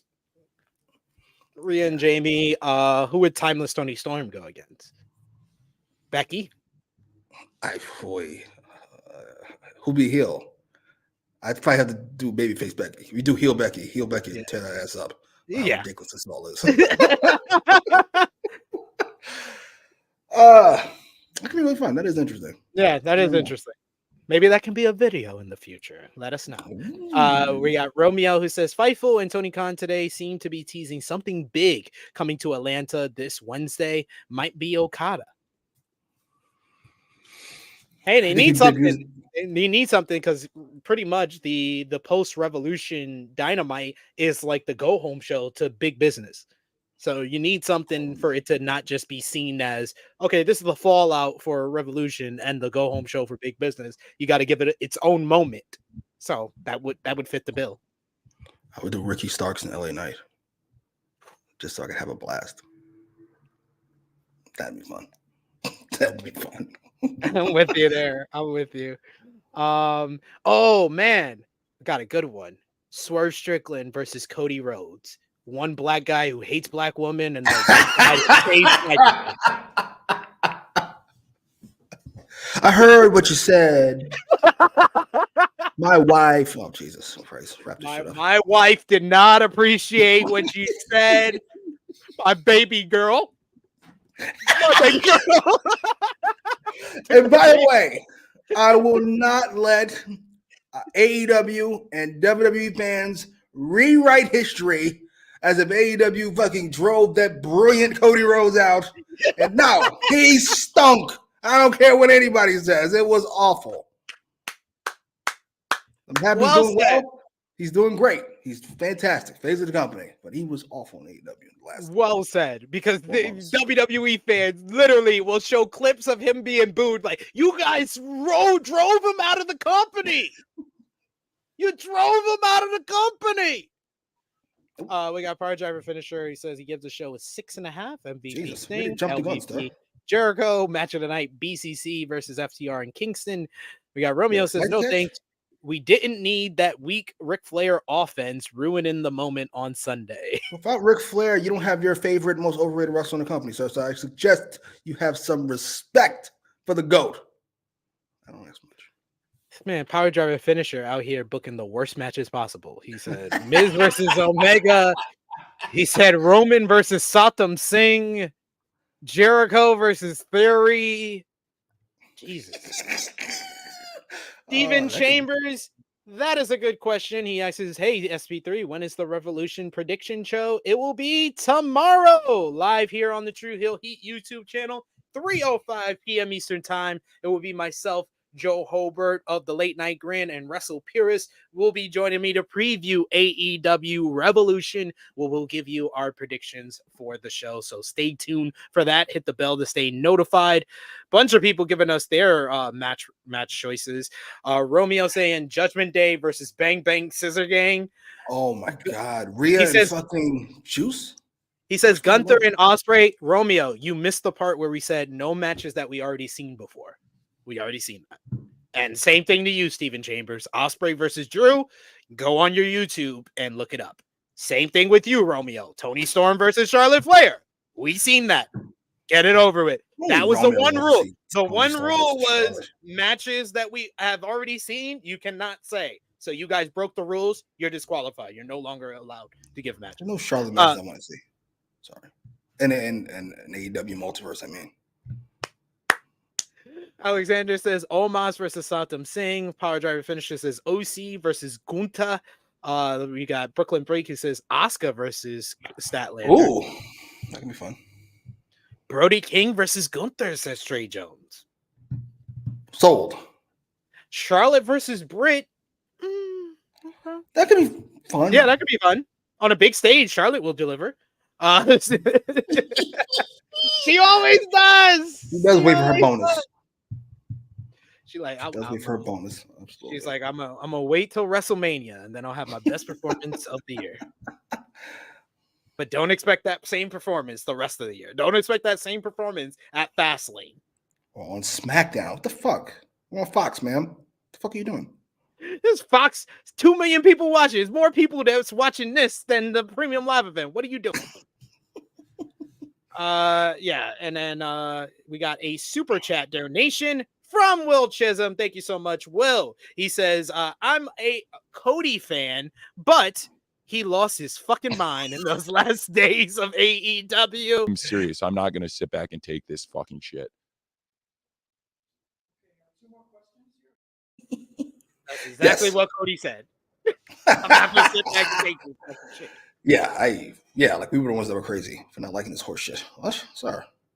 QT Marshall. A figure four on top of a, what was it? It's like a trailer? Oh, It's yeah. like the Lex Express. I remember that. Romeo says that was Crybaby Tony Storm, not Timeless Tony Storm. But that was what Romeo's. That was also 2 knees Charlotte. Now she's 1 knee Charlotte. So. Oh, Jesus. Sorry. Have some Sorry. respect. We haven't even seen 1 knee Charlotte yet. I She might be great. mean, if we're keeping it real, we got to keep it real on both sides. I'm just saying. I'm just saying. Learn how to walk first. Then you can do a rematch. Oh. Anyway, let us know in the live chat your match of the night. MVP, LVP, thumbs up, thumbs down, thumbs in the middle, and out of 10, what did you give the show? For me and Jimmy, for the February 28th, 2024 edition of AEW Dynamite, thumbs up, thumbs down, thumbs in the middle in 3, 2, 1. Yeah, thumbs up for me, thumbs up for Jimmy. Out of 10, what did you give the show, Jimmy? 7. I was thinking 6.5. I'm gonna go 7. I'm gonna go 7 as well. This is when you put everything into it, it's a 7. It's a 7. What's the average for the last 5 weeks? I feel like it's about a 7. It's fucking embarrassing. I like a 7.5. I think that because the February 7th show, the pay-per-view show. Yeah, you almost give it. I almost give it 10 to that one. I certainly didn't. I give it a 9. I did not. I helped the average. You gave it an 8, 8.5. Yeah, that's why our average is so different. The average is up. No, because I gave that other show way lower than you did. As you should. Heinous. Power Driver Finisher says thumbs up. What was your match of the night, Jimmy? Oh, the fucking BCC tag. That was good. Yeah, BCC versus FTR in Kingston with relative ease for me. MVP. I was praying to catch the Power Driver. What the fuck's going on? Nothing happened, but it was dope. It was dope. It was dope. Who was your MVP for the show? I'm not gonna keep going overboard, but I feel like I am. He's joined my pantheon of LA Knight and Christian and Rhea Ripley. It's Will Ospreay. What are you talking about? Easily.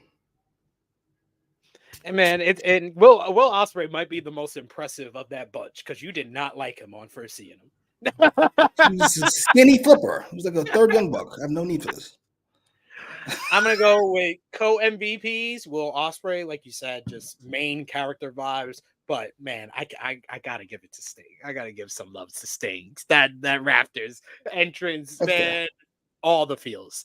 LVP for the show, Jimmy. You're up, Mr. Jericho. I have to rename this goddamn award. Yeah, it's Chris Jericho. Sorry. It is the Chris Jericho LVP award now. I think he's even past Antoine. Nah, for you maybe, not for me.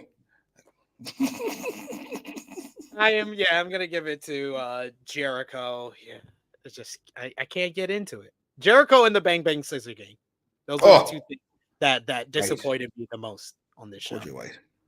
Free Jay White. Free Jay White. Hashtag Free Jay White, y'all. Put it on your Twitter pages. All right, Jimmy, that brings us to a close on AEWramble this week. But the people may be seeing you sooner rather than later.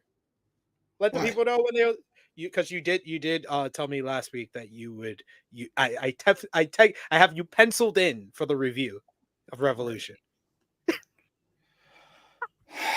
Yeah.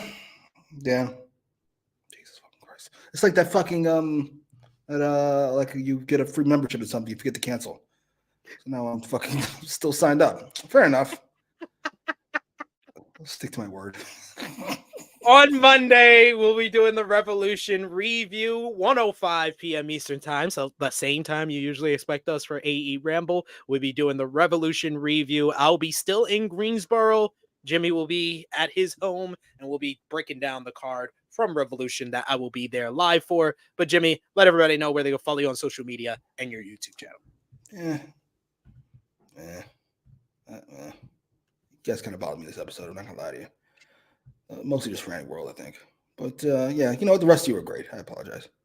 On Twitter, at Jimmy Macram, where I think I've blocked 500 people at this point. I'm gonna keep putting up those numbers. With Josh, oh dear God, I hope not. I'm sorry. Josh will be traveling back. He'll be traveling back. No offense. He seemed like a wonderful guy. He's a great family or whatever. Oh, wait a minute! Wait a minute! The true draw, Josh, by the way, with his takes that are better than mine, apparently, who said Triple H wasn't the best booker in his own company. I haven't heard his commentary on how even the fucking biggest losers on the planet no longer think Tony Khan is fucking Booker of the Year. What did Josh have to say? Have you got his comments yet? Tony Khan was the best booker in North America, according to this fucking guy. Even though all of us could see it at this point. Even SP3 came around. He hates Triple H. And yet this dummy can't see. He needs new glasses. That's what it is. He needs a different prescription. I don't hate Triple H. I'm just the only man that's honest about him. Let's go with that. Yeah, where is he? Let me know what he thinks. I need to know. I need his synopsis of what the fuck's going on. We just pop in the live chat on True Hill Heat on Saturday, and I'll have you ask him via. Oh, is he True Hill Heat? Yeah, now? he's on the True Hill Heat flagship now. He got promoted. Who got demoted? No one got demoted. It's just Top Guy JJ rarely shows up. He shows up once a month. So them JJs, boy, it's weird. It's almost like a guy named JJ may not be the most responsible motherfucker in the world. Who would have thought? Who would have thought?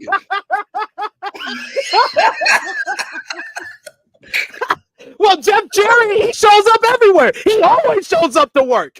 Jeff Jarrett, don't do that to Jeff. He's probably trying to finish with saying on Twitter where the views of True Hill Heat do associate with Jimmy. We got Hanukkah saying, please put Jimmy and Josh on the same stream. Oh my God. Stream. Oh, not stream. Not stream. I don't have the kind of beef. Street and stream. At True Hill SP3 on the Twitter machine, at True Hill Heat on Facebook, Twitter, Instagram, TikTok, and check out all the great content we got on the channel right now. Rated Raw review, our Elimination Chamber and New Beginning reviews from this past week. Check us out tomorrow, 3:05 p.m. Eastern Time, our Revolution preview. Revolution review on Monday, 1:05 p.m. Eastern Time. And of course, we'll be here live on Sunday for Revolution. Romeo will be here live with the fellas that will be at home and not in Greensboro. So check us out. Join us live for that. And we got the flagship on Saturday as well. For Jimmy Macram, it is me.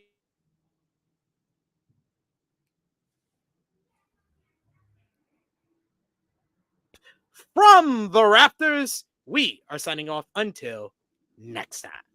Later, y'all.